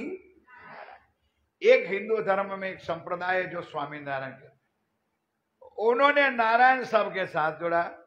स्वामी नारायण, बद्री नारायण, सूर्य नारायण, लक्ष्मी नारायण। नारायण के आगे कितने भी नाम जोड़ दो एक ही चीज है, नारायण, आदि नारायण। और वही खुदा नीचे चला गया तो क्या बन गया, शेषशाही नारायण। तो अब उस नारायण की ठौर यानी स्थान कहां पर है उसका वर्णन भागवत में आया। सुनने वाला प्रसंग है, एक हीरे का मंदिर। और क्या कह दिया, एक हीरे का मंदिर है, ताको बड़ो विस्तार। और ताको ध्यान के साथ, तो पहना छोड़ना नहीं तो मैं बोलूं, बड़ो विस्तार, बड़ा विस्तार है, 84 लाख योजन। अब इधर ध्यान दो, बोलो श्री। क्षर ब्रह्मांड कितना लंबा पौड़ा है। मैं आप लोगों को पूछता हूं भाई, ठीक सही जवाब है कितना, 50 लाख योजन। और इधर बात किसकी आई, तो 50 में 84 कैसे घुस जाए। समझने वाली बात है कुछ, कि पूरा ब्रह्मांड 50 लाख योजन में है और वो नारायण की जो ठौर का वर्णन कर रहा है हरजीव्यास, कितने लंबा बताया, 84 लाख योजन। अब पकड़ में आ गया, ध्यान के साथ सुनो। ताको करो विचार, ताको करो विचार। ये ठौर है तिल की। अब श्री जी महाराज ने चरण पकड़ लिया कि महाराज बस, यही सुनने तो मैं आपके सामने 2 महीने से तरस रहा हूं। अब बताओ महाराज, ये ठौर, ये जगह, वो स्थान है किसका, और नारायण कौन है, कहाँ रहता है? 84 लाख यहाँ रह नहीं सकता है। तो महे कहो सुकन। मुझे बहुत बार बार आजीजी विनती करने लगे श्री जी महाराज। तब जवाब व्यासे दिया। क्या दिया? होय के दिल मगन। दिल के मगन के भागवत में लिखी हुई बात मैं आपको सुना रहा हूँ। एह ठोर अक्षर की। हाँ, मार दिया गुलाट। पहले किसकी बताई? नारायण की। अब कहाँ ले गया? अच्छा, पूछो कई किसी को। आज तो शास्त्र सबों के बाद आ गए, लेकिन वो लिखने वाले हैं ना अक्षर पूर्ण पुरुषोत्तम, उसको जाके पूछो कि तेरा अक्षर पुरुषोत्तम का स्थान कहाँ है। कैसे लाएंगे? बिना तारतम, बिना जागृत बुद्ध के। ये बात श्री जी महाराज ने हमको दिया। अब हरजीवास ने गुलाट लगा दी कि ये तो ठोर अक्षर की है, लिखा शास्त्रों में, ऐसा शास्त्रों में लिखा है। तब कदमों लाग फिर गया। अब श्री जी महाराज जानबूझ करके अब क्या पकड़ चरण पकड़ लिया कि बताओ वो अक्षर ब्रह्म का स्थान कहाँ पर है, कहाँ रहते हैं वो? एक ठोर पाऊं तुमसे। बस इस जगह का वर्णन मुझे सुना दो, उसी ज्ञान के लिए तरस के मैं आपके पास आया हूँ। एह ऊपर तले माहे बाहिर। हर्षि जी कहते हैं वो हरजी व्यास बताओ भाई, ये ऊपर है, तले है, अंदर है के बाहर है? ये ब्रह्मांड अतीत के महाराज ये भी बता दो कि ब्रह्मांड दूसरा है कि इस ब्रह्मांड में? अब फंस गया हरजी व्यास। ये ब्रह्मांड चिची खाओ के बकू खाओ, ये ब्रह्मांड कह सकता नहीं है और दूसरे ब्रह्मांड का ज्ञान है नहीं। अब कहां से कहां जाए? मोसो कहो समझाए। इसलिए महाराज मैं आपके चरणों में आया हूं, मुझे एक ज्ञान देकर के तृप्त करो। ये जो ठोर अतीत, ये अतीत ठोर है, किसकी है? 5 तत्व 3 गुण। क्योंकि आपने भागवत में बताया कि 5 तत्व से छठा तत्व नहीं, 3 गुण से चौथा गुण नहीं है, 14 लोक से 15वां लोक नहीं है। ये पार ब्रह्म 84 लाख योजन वाले कहां पर विराजमान होते हैं? और मूल प्रकृति, और मूल प्रकृति का महाप्रलय में नाश होता है। तो बताओ हरजी व्यास, वो पार ब्रह्म अक्षरातीत पूर्ण ब्रह्म दुनिया वेदों में कहती है, वो कहां पर रहते हैं? इनको नाश तुम कहो। हैं? इनको नाश तुम कहो। इनको नाम तुम कहो। पर यह ठोर अक्षर की और ये बताओ, ये अक्षर की ठोर अक्षर का स्थान कहां पर है? हमसे अंतर ना करो। महाराज हमसे दूरी ना करो। अब चरणों में आया हूं। सुंदर साजी हमारा ज्ञान, हमारी वाणी गुरु ग्रंथ साहब में भी लिखा है, सिखों के धर्मों में भी लिखा है, क्षर से परे अक्षर से पारा वही पुरुष का करो विचार। गीता में लिखा है, क्षरा सर्वाणि भूतानि कुटस्थो अक्षरा उच्चते उत्तमा पुरुषस्य तवन्या परमात्मा इति उदाहरण। कबीर जी ने लिखा है, एक जीव है, एक हंस है, एक परमहंस है, और तीनों का स्थान अलग अलग है। ऐसी कई शास्त्रों में, कई ग्रंथों में हमारे इस ज्ञान की साक्षियां दे रखी है। यह बताओ तुम फिर विनती करे। फिर श्री महाराज जान, क्योंकि श्री को पता चला कि उसको आदि नारायण से आगे का ज्ञान है नहीं, इसलिए राज्य ने तुमको केसरी सिंह कहा है। किसी के सामने चले जाओ सुंदरता जी, किसी के सामने जाओ, दुनिया के पास क्षर ब्रह्मांड से आगे का ज्ञान है नहीं। योग माया, इवन राधा वल्लभी मार्ग वालों के पास भी अखंड योग माया का वर्णन, अखंड ब्रिज का वर्णन कुछ नहीं। यहां मत्था फोड़ रहे 84 कोष की परिक्रमा करने के लिए गोकुल मथुरा वृंदावन, जहां 36,000 का रास का गरबा होगा।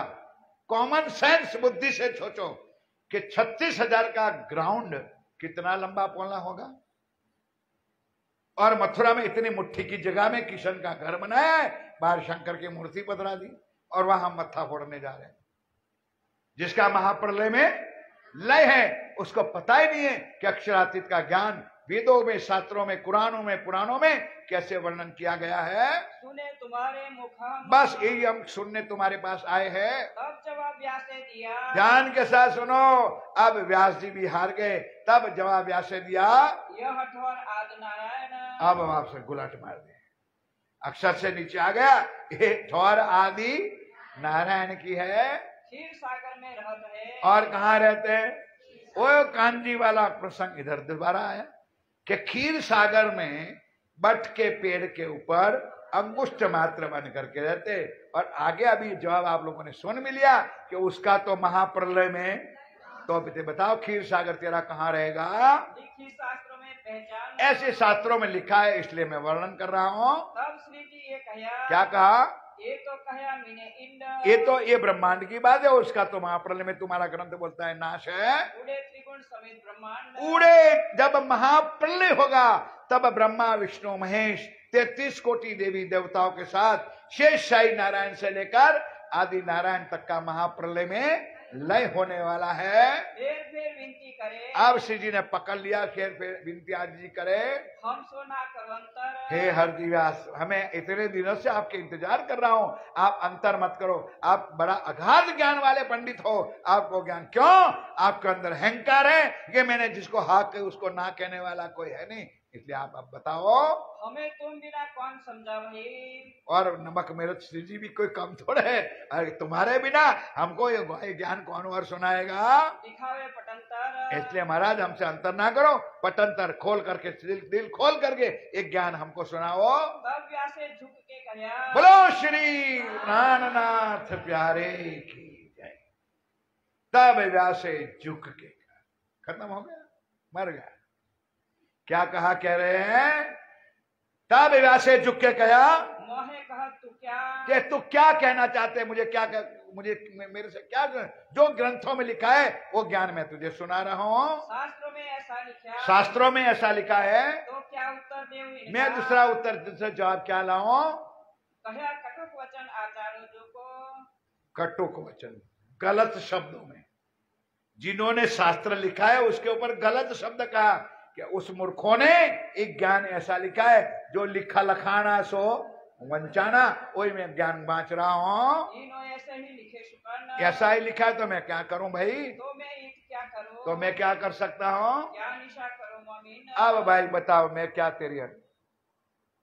अब श्री जी महाराज ने कहा, ओ हरजी बात, अब तू भी कान खोल के सुन ले कि मैं किस लिए तेरे पास आया हूँ। अब ध्यान के साथ सुनो, चौपाई ना छोड़ो। अब कानजी भाई को चुप रहा था तो कानजी से नहीं रहा गया, तब कानजी ने लगाया धक्का, श्री जी महाराज जरा उनको अक्षरार्थित की बात तो कहो। अब आवेश जोश जो चढ़ा सुंदर राज्य मारा धक्का कानजी को। क्या है उसके सामने? अक्षरार्थित एक क्षर में डूबा हुआ है, क्षर का भी पूरा ज्ञान उनके पास है नहीं, तो अक्षर की शुद्ध कहां से लावे? और उनको तो कहता है अक्षरातीत की बात सुनाओ, कहां से वो सुनेगा? आया जो श्री जी को किया धक्का कर हाथ करके धक्का किया। क्या इनको पूछे क्या है? अरे इनको ये हरदी याद बना के बड़ा बॉल लगा के बैठ गए, इनके अंदर है क्या?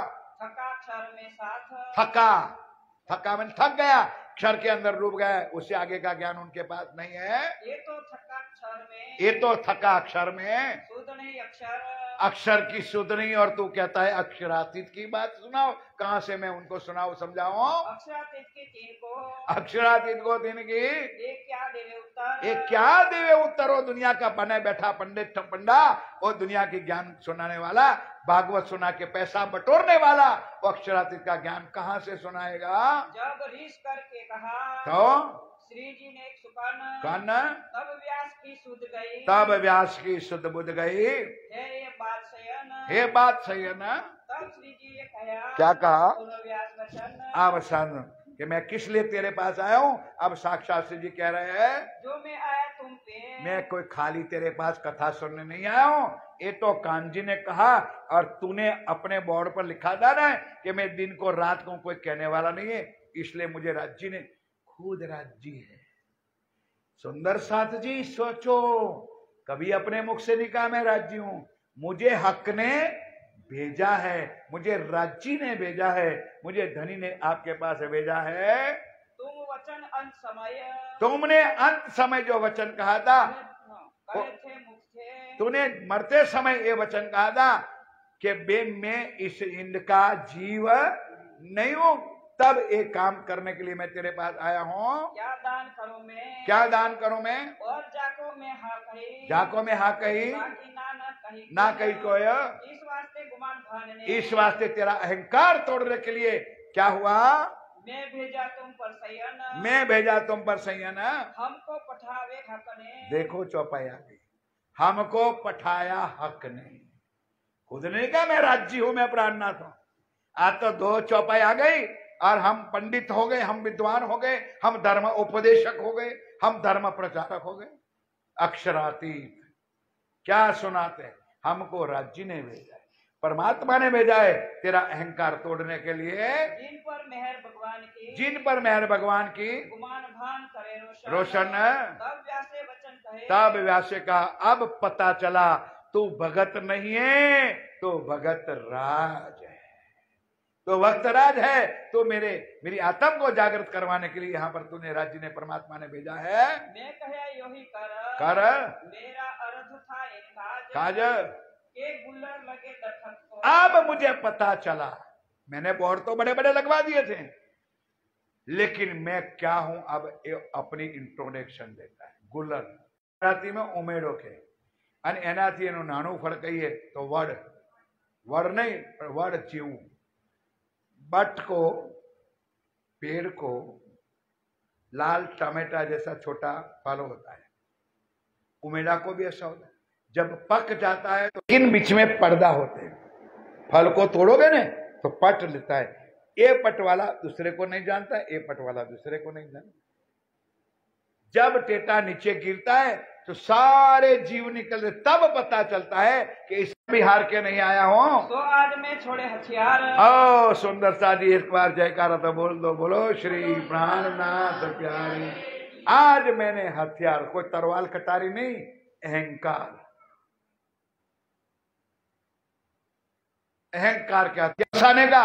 इधर हरजी व्यास का प्रसंग, ऐसे कई कुछ बने होंगे सुंदर सा जी। इतने में तो सूचना आ गई कि जामनगर के ऊपर अहमदाबाद के राजा का बहुत जुल्म हो रहा है। क्यों? कई लोगों ने टैक्स भरा नहीं और इतनी उगाही बाकी है कि कोई कैसा देने के लिए भी तैयार। तो उसका जिम्मेवार कौन होता है? जामनगर के राजा। तो सुंदर साथ जी, श्री जी पर यह सूचना मिली तो सुंदर साथ जामनगर में भी थे। देखो कितना प्यार है, मेहर का सागर क्यों कहा गया, उनको सदा सत सुख के दातार क्यों कहा गया। जीव भी थे, ईश्वर भी थे। जामनगर में कोई ब्रह्मसूची तो थी नहीं, लेकिन सोचा कि मेरे सुंदर साथ के ऊपर इतना कसाला हो जाए, मैं कैसे सहन कर सकूं। जूनागढ़ छोड़कर वापस नवतनपुरी जामनगर गया है और राजा से मिला, सारी हकीकत को प्राप्त कर दिया कि ऐसी ऐसी कसनी जामनगर के लोगों के ऊपर होने वाली है और राजा चढ़ाई कर देंगे तो बहुत सी कुछ खुआरी हो जाएगी। तब सुंदर साथ जी, श्री जी महाराज ने दोबारा दीवानगी नौकरी शुरू की जामनगर और दीवानगिरी का स्टैंप लिख करके अहमदाबाद में भेज दिया कि अहमदाबाद के राजा, मुझे 1-2 साल की मुद्दत पे अवध दे, मैं जितना भी पैसा इकट्ठा होगा जल्दी से जल्दी, ज्यादा से ज्यादा पैसा आपके खाते में मैं जमा कराऊंगा, मुझे इतनी मुद्दत दो। और राजा ने लिख के दिया कि अगर इतने समय में ये पैसा नहीं भरा तो तुमको फांसी की सजा होगी। हो गई बात, कॉन्ट्रैक्ट हो गया। अब कहां से लाएंगे पैसा? करते करते श्री जी ने 1-2 साल बिताया होगा। अब हुक्म आ गया, क्योंकि जामनगर को छोड़ना ही है। वो भी हुक्म श्री राज जी का ही था, जामनगर में बैठे से जागनी हो सकती नहीं थी। अब राज जी को निकालना है तो कैसे निकाले, कोई ना कोई बहाना तो बनाना पड़ेगा।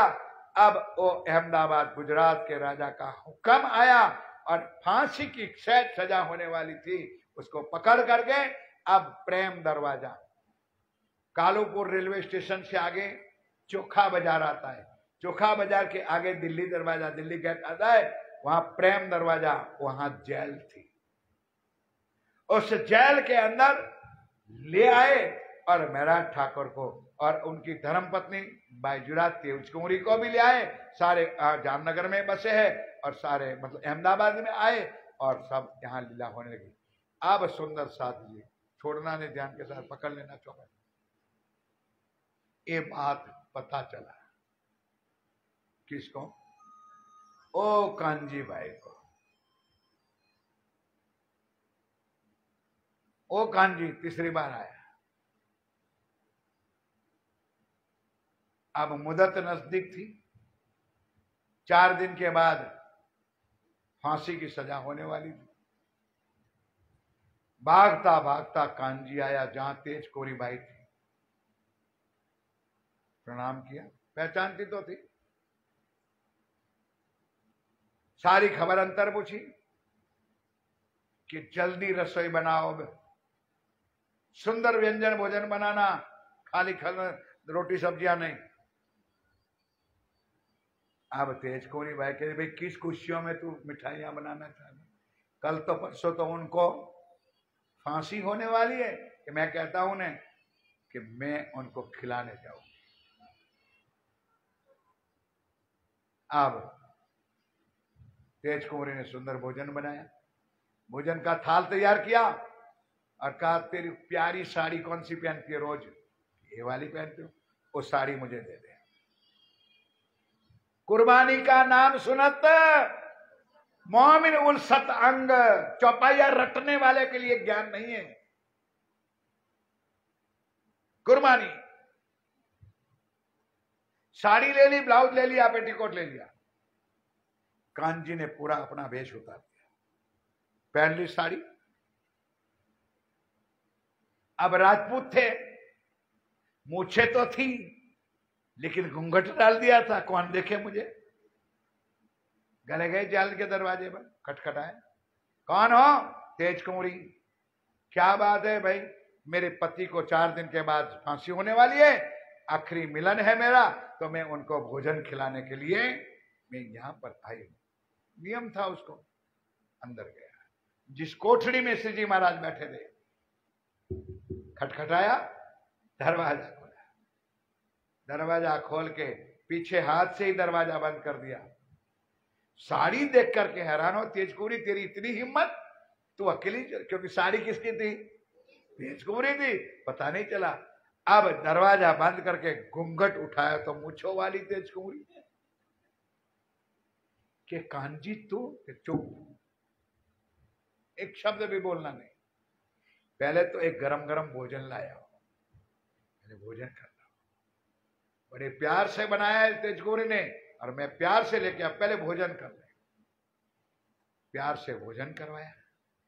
अब कह दिया बहुत साले हो गई परम धाम की साड़ियां पहन करके, क्योंकि माया में तो धोती पोती पहनी थी ने, परम धाम में अपना श्रृंगार क्या है? सिंदूरा रंगना की, चाम रंगना की, बहुत साले हो गई। आज जरा रिहर्सल, नया रिहर्सल कर लो। जो उतारा कपड़े, तेज कुंवरी बाई का वस्त्र मेरा ठाकुर को दे। भाई क्या कहना चाहते हैं? कांची ने कहा प्राणनाथ, मेरा जैसा कांजी आप 1000 पैदा कर सकते हो, लेकिन ये प्राणनाथ हमको नहीं मिलने वाला है। कोई ये ना समझे सुंदर साजी के प्राणनाथ में शक्ति नहीं थी। एक खेल, ये लीला हमको दिखाने के लिए कि क्या तुम्हारी कुर्बानी है और क्या नाटक है, क्या शोबाजियां करते हो, क्या दिखावा करते हो। बाकी धनीधाम के दूल्हा एक पल में ब्रह्मांड खत्म कर सकते थे। एक कांजी की कुर्बानी आज सुवर्ण अक्षर से 400 साल से वाणी में लिखी गई कि हम हमारे जैसे कांजी हजारों पैदा करोगे, हमको प्राणनाथ कहां मिलेगा? चिंता ना करो, जिंदा रहा तो आऊंगा, मिलूंगा, और नहीं तो फिर प्रणाम होगी मेरी परम धाम में। चिंता ना। जबरदस्ती की मेरा ठाकुर को जेल से निकाला गया, निकल गया। अब अहमदाबाद में थोड़ा सा सद्दत थे, इतने में तो 2-4 दिन हो गए। अब 2-4 दिन के बाद हुक्म हुआ, जाओ मेरा ठाकुर को हाजिर करो। अब दाढ़ी बाड़ी बड़ी हुई थी सुंदरदास जी, और राज जी ने कुछ लीलाई करनी थी, तो मुसलमान बादशाह के सामने कुरान की बातें करने लगे। मतलब कि ए मुसलमान बादशाह जब अल्लाह के दरबार में जाएगा, मतलब ये इंसाफ वहां तेरा, मतलब ये सारी बातें जो कुछ लंबी चौड़ी बातें मुझे कुछ खास याद। तो राजा भी हैरान कि यार ये तो हिंदू था, नहीं समझे, मेरा ठाकुर तो हिंदू था और बात अब फारसी में कर रहा है, अरबी भाषा में कर रहा है, मतलब मेरा ठाकुर पागल हो गया। तो फांसी होने वाली थी तो पागल हो गया होगा। जाओ जाओ जाओ जाओ, छोड़ दो उसको, निकाल दो घर से, निकालो राज दरबार। नहीं मैं ऐसे नहीं जाऊंगी। अब कांजी भाई रौप में आ गए, मैं ऐसे नहीं जाऊंगा, मुझे अच्छी तरह से भेजो भाई इज्जत। अरे भाई राजा ने भाई इज्जत उनको रथ में बिठा करके अहमदाबाद में जहां भी कहा होगा वहां छोड़ दिया। कांजी निकल गए। अब मेरा ठाकुर, आप श्री जी साहेब अहमदाबाद को छोड़ा 1722 की साल में। 1722 की साल में अहमदाबाद छोड़ा। उसके बाद आज दिन तक मुख भी फिरा करके नौतनपुरी की तरफ कभी भी नहीं देखा है, जामनगर की तरफ कभी भी नहीं देखा है। अब अंदर से राजी बैठे तो वही रास्ता दिखा रहे, जाए तो जाए कहां।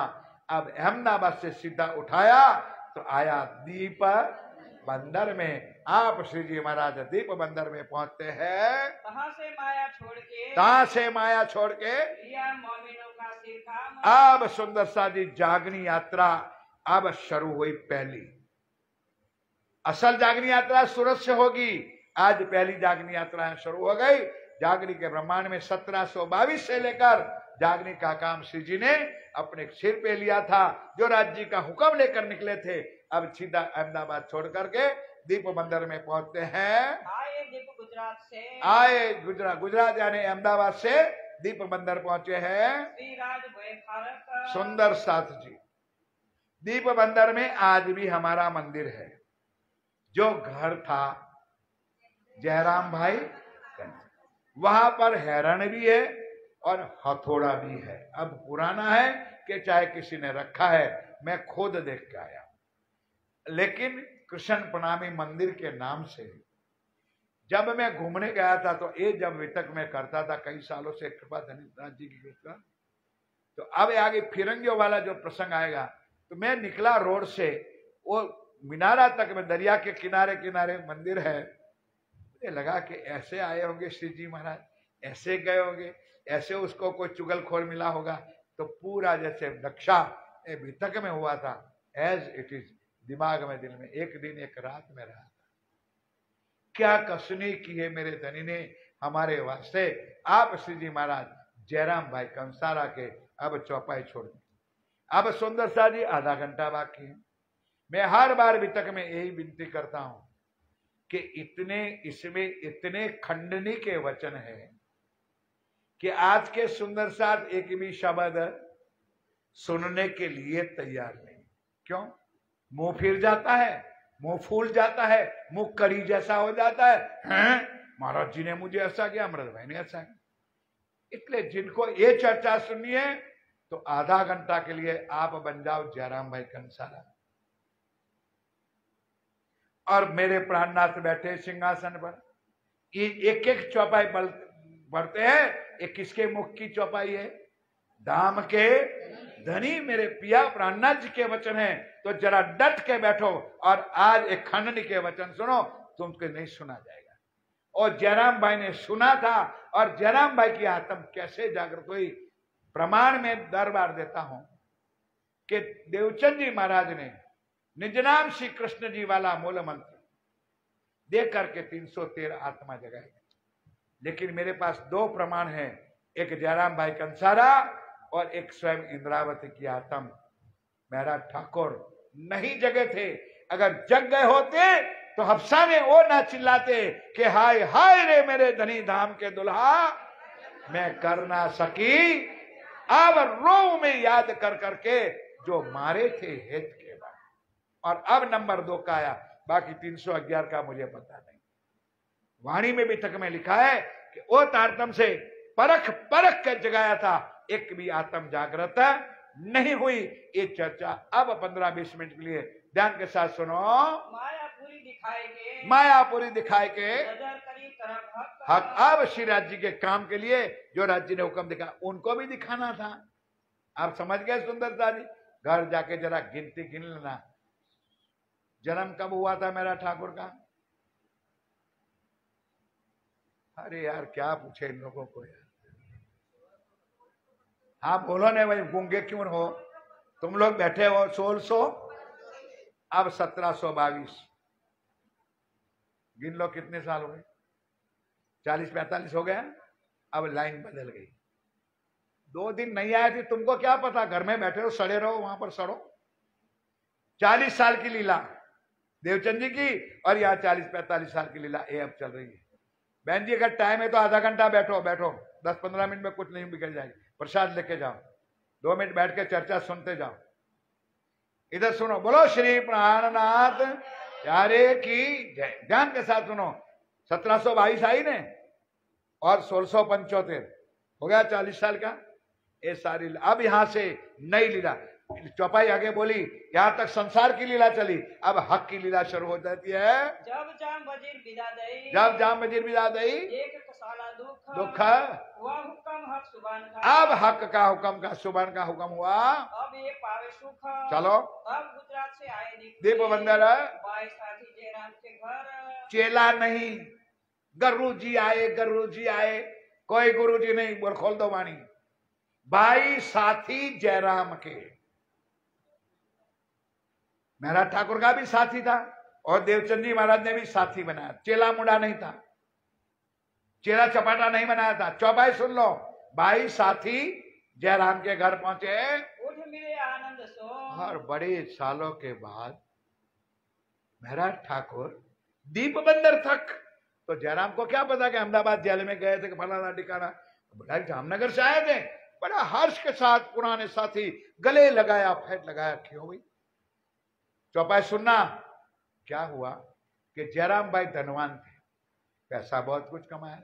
तो जयराम भाई को लगा कि भाई कुछ सेवा की जरूरत होगी, नहीं तो बेचारा मेरा ठाकुर जामनगर से लेकर यहां तक अब किस लिए आया है वो जयराम को भी क्या पता, और राज्य ने क्यों भेजा है, ये अब चर्चा से आपको बड़ा आनंद आएगा। सुंदर साथ जी लगा खेम कुशल पूछने, लगा खेम कुशल पूछने, आनंद मंगल पूछा, भाई घर परिवार सब सुख समाधान है ना? कहां से पधारे श्री महाराज, शब्द सुनना, उनको पता नहीं है कि मेरे घर प्राणनाथ है। कहां से पधारे श्री महाराज, हमसे कहो हकीकत, के जो चौपाई सुन लो कि कोई कारण से आए हो तो मुझे बता दो, मैं आपकी सेवा करने के लिए तो ये हकीकत कहो, ईट पधारे कौन काज, किस काम के लिए आप मेरे घर इतने दूर से जामनगर से लेकर यहाँ पर आपको क्या आने का कारण बना?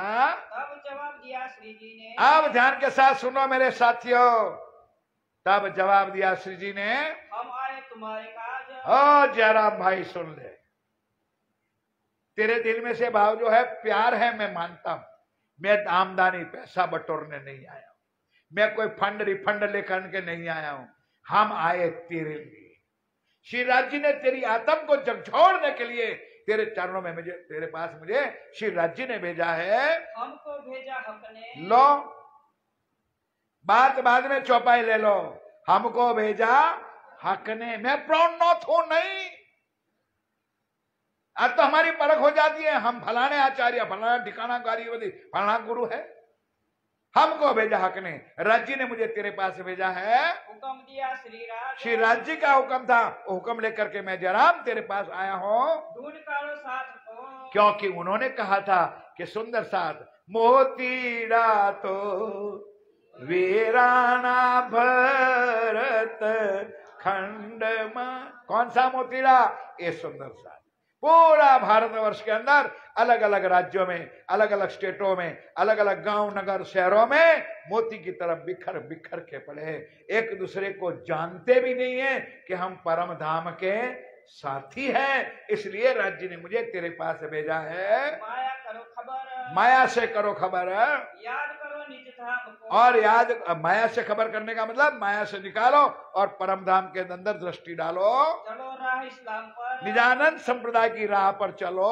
हुई चर्चा इन समय। अब सुंदर सा जी, हम होते तो अरे आए हो जरा फ्रेश हो जाओ, नो फ्रेश, जरा थोड़ा सा हल्का फुल्का चाय नाश्ता, थी नहीं जमाने में चाय और नाश्ता, कुछ नहीं, बैठ गए जहां, क्या नाम, जयराम भाई बैठा था, वो हैरन हथौड़ा लेकर के जहां पीढ़ी मतलब होती है ना हमारे लोहार सुतार की होती है, वहां बैठ गए। वहां श्री जी महाराज भी चौका लगा के बैठ गए और बैठ के परिवार वाले भी बैठ गए, घर वाले भी आ गए। नो चाय, नो नाश्ता, नो फॉर्मालिटी। हम तो आधा टाइम तो इसमें बिता लेते, फिर क्या चर्चा सुनोगे, क्या बानी सुनोगे, क्या गुण सुनोगे, क्या कहते हैं कि चौपाई हटाओ। श्री देवचंद्र जी से लेके, श्री देवचंद जी के लेकर के सारी बात अब सुनाने लगा। साथ की खबर पूछ दे, साथ की खबर पूछते हैं। एक दिन डिब्बे में रहिए। अब एक एक बात से उसको लगाना शुरू कर दिया, फटकारना कि भाई जरा ये तो बता कि तू और मैं, हम दोनों किसके साथी है, किससे तारतम्य लिया था, सदगुरु धनीश्री। तो बताए जरा कि दीप बंदर में तूने कितने सुंदर साथ नहीं बनाए, कितने को जागने का काम बताया, किसको कितना तारतम्य दिया, किसको ज्ञान दे करके जगाया। कौन साथ तुम कारिया, बताओ कौन सा तो गाड़िया, दीवा नीचे अंधारा, सुंदरता जी जागनी जागनी, हम जागनी कर देंगे, कुछ नहीं होगा सुंदरता जी जागनी।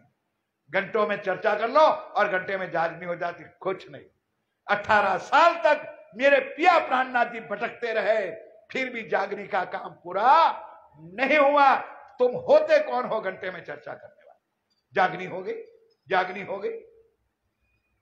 सुन लो इस वचन को, क्या कहते हैं धामधनी पिया प्राणनाथ जी, इनको राह बताई, इनको राह बताई। तुम साथी श्री देवचंद्र जी के को, भाई तूने और मुझे तारतम्य तो देवचंद जी से लिया था।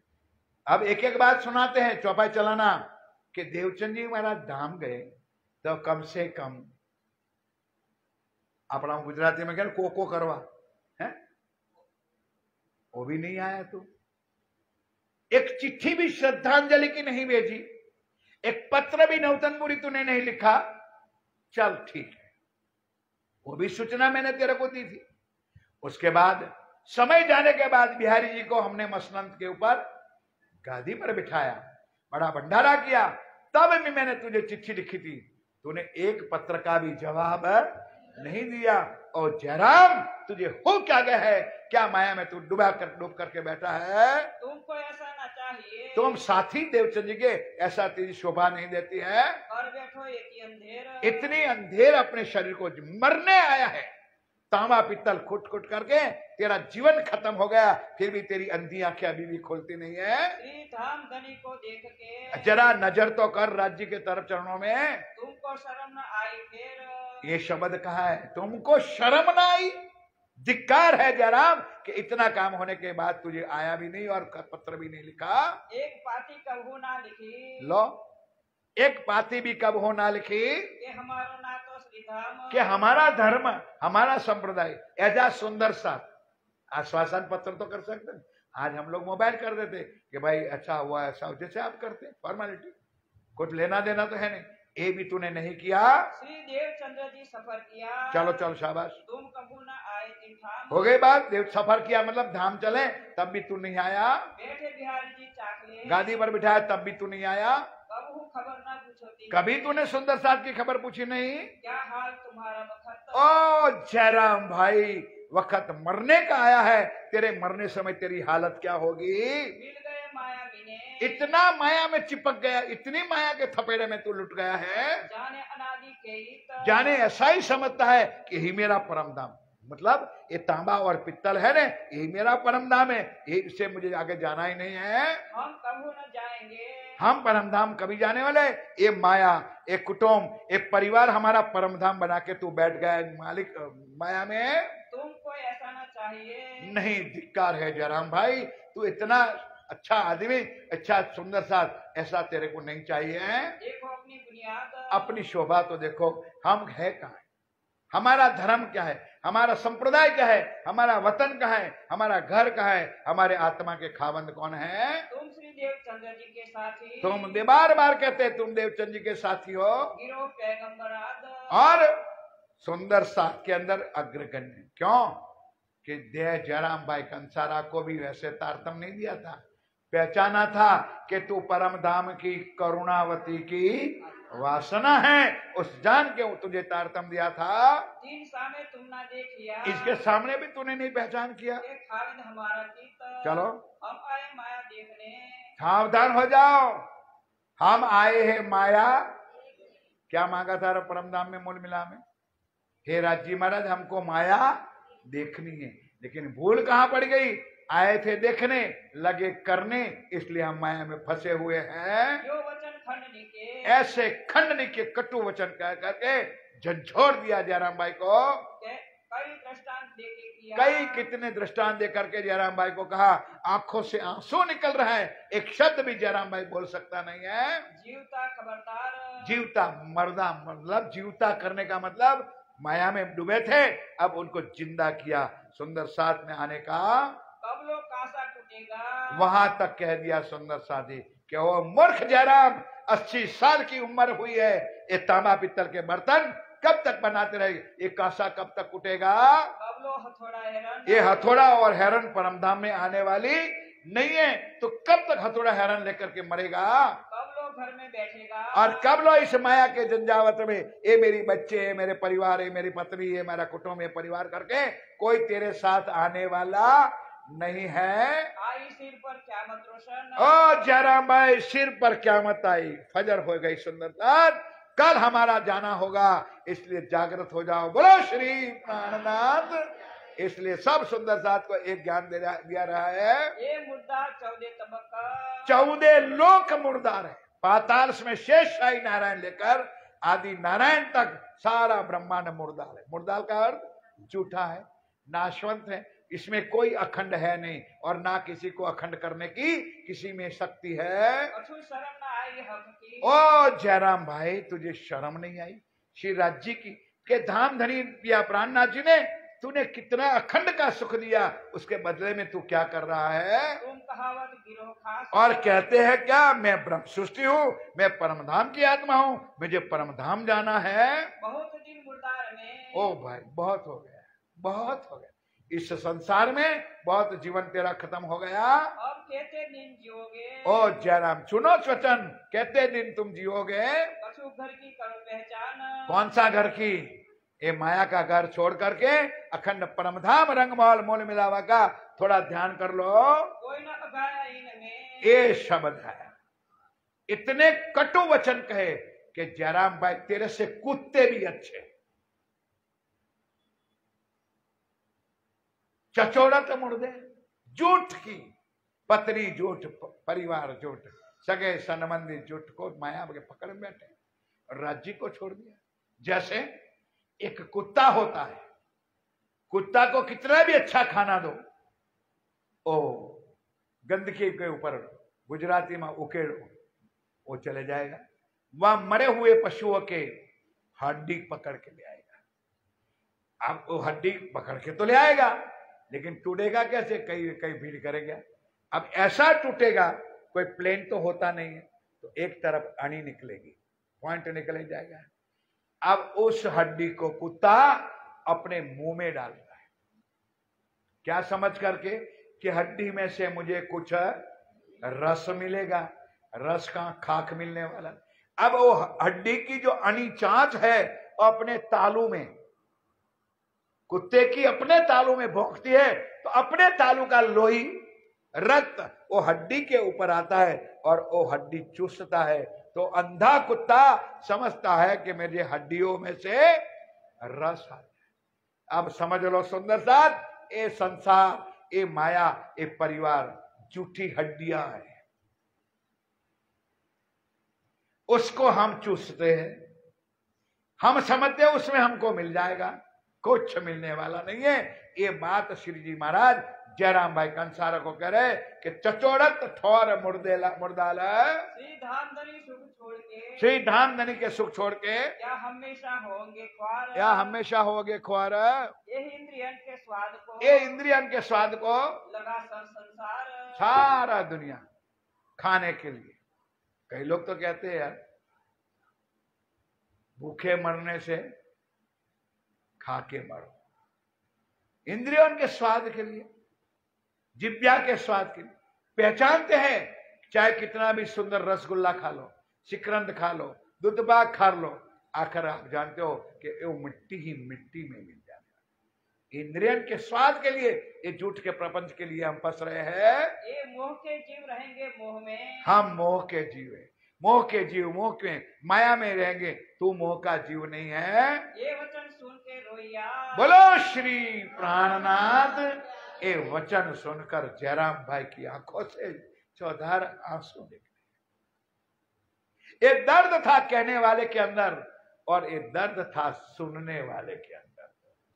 उन्होंने अपने अंदर से भूल कबूल कर ली कि रियल मेरा ठाकुर, मैंने पूरा जीवन माया में, संसार में, अपने कुटुंब और परिवार के अंदर मैंने अपना जीवन खुआर कर दिया।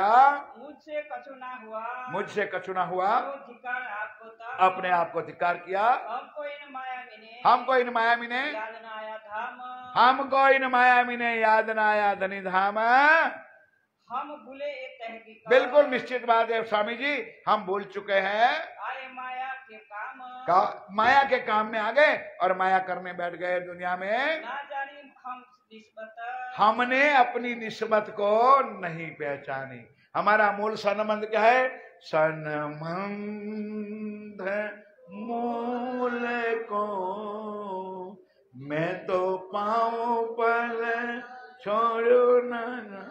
हमारा मूल संबंध परमधाम रंगमाल मूल मिला में हमारी पर आत्म के साथ हमारा संबंध है। उसको हम माया में आकर के हम आत्मा को भी बुला दिया, पर आत्म को भी भूल दिया। अब मेहर देखी श्री राज की, अब श्री राज जी की मेहर आज हमारे पर हो रही है। जो भेज दिए तुमको, श्री राज जी महाराज ने आपको मेरे पास भेजा है। हमारी तरफ न देखिया, हमारी तरफ ना देखिया। हम तो डूबे संसार में, बिल्कुल माया के अंदर बिल्कुल गर्भ, हम संसार में डूबे हुए थे। इन बात की चर्चा भई, एक बात की चर्चा खंडनी के वचन कहके कोई नहीं सुंदर सा, 1 2 नहीं 12 बज गए, 1 बज गए।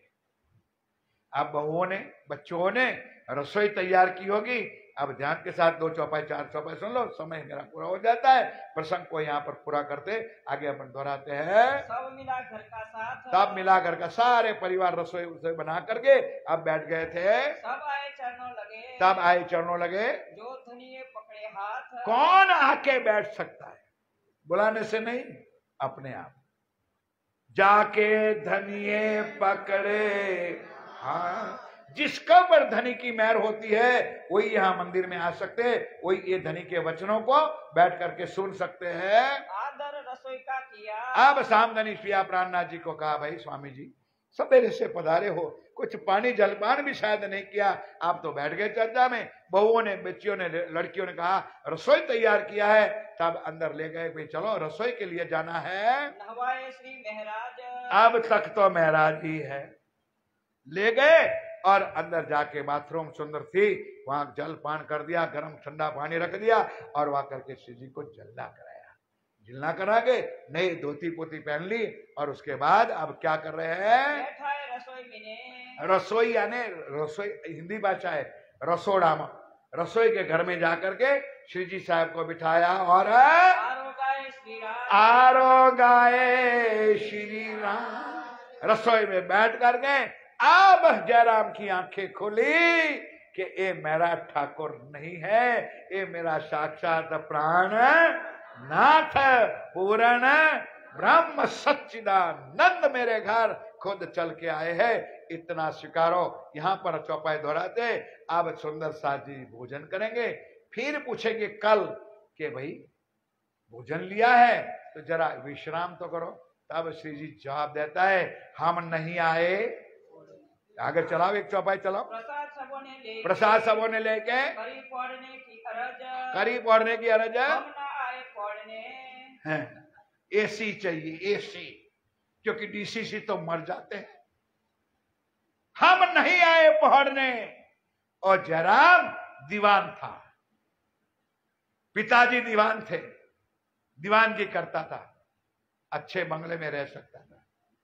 हमको राज्य ने इसलिए नहीं भेजा, हमारी ते होए और गरज, मैं और गरज लेके आयो कि ठोर ठोर मेरा सुंदर साथ माया में फंसा हुआ है, उसको माया से मैं निकालो। उस गरज के कारण अब मैं आया हूं।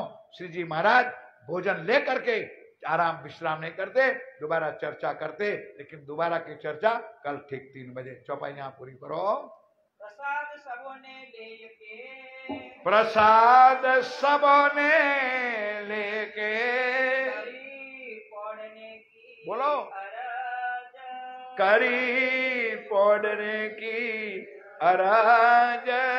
हम न आए पौड़ने, हम नहीं आए पौड़ने, हमारी तो और गरज, हमारी तो और गरज।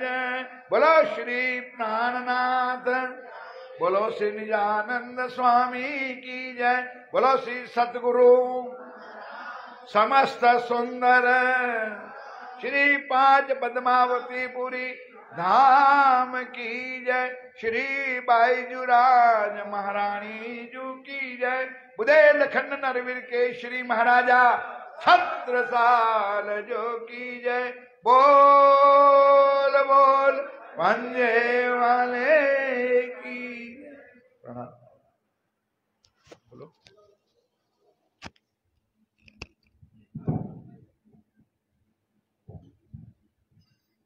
बाबुल की दुआएं।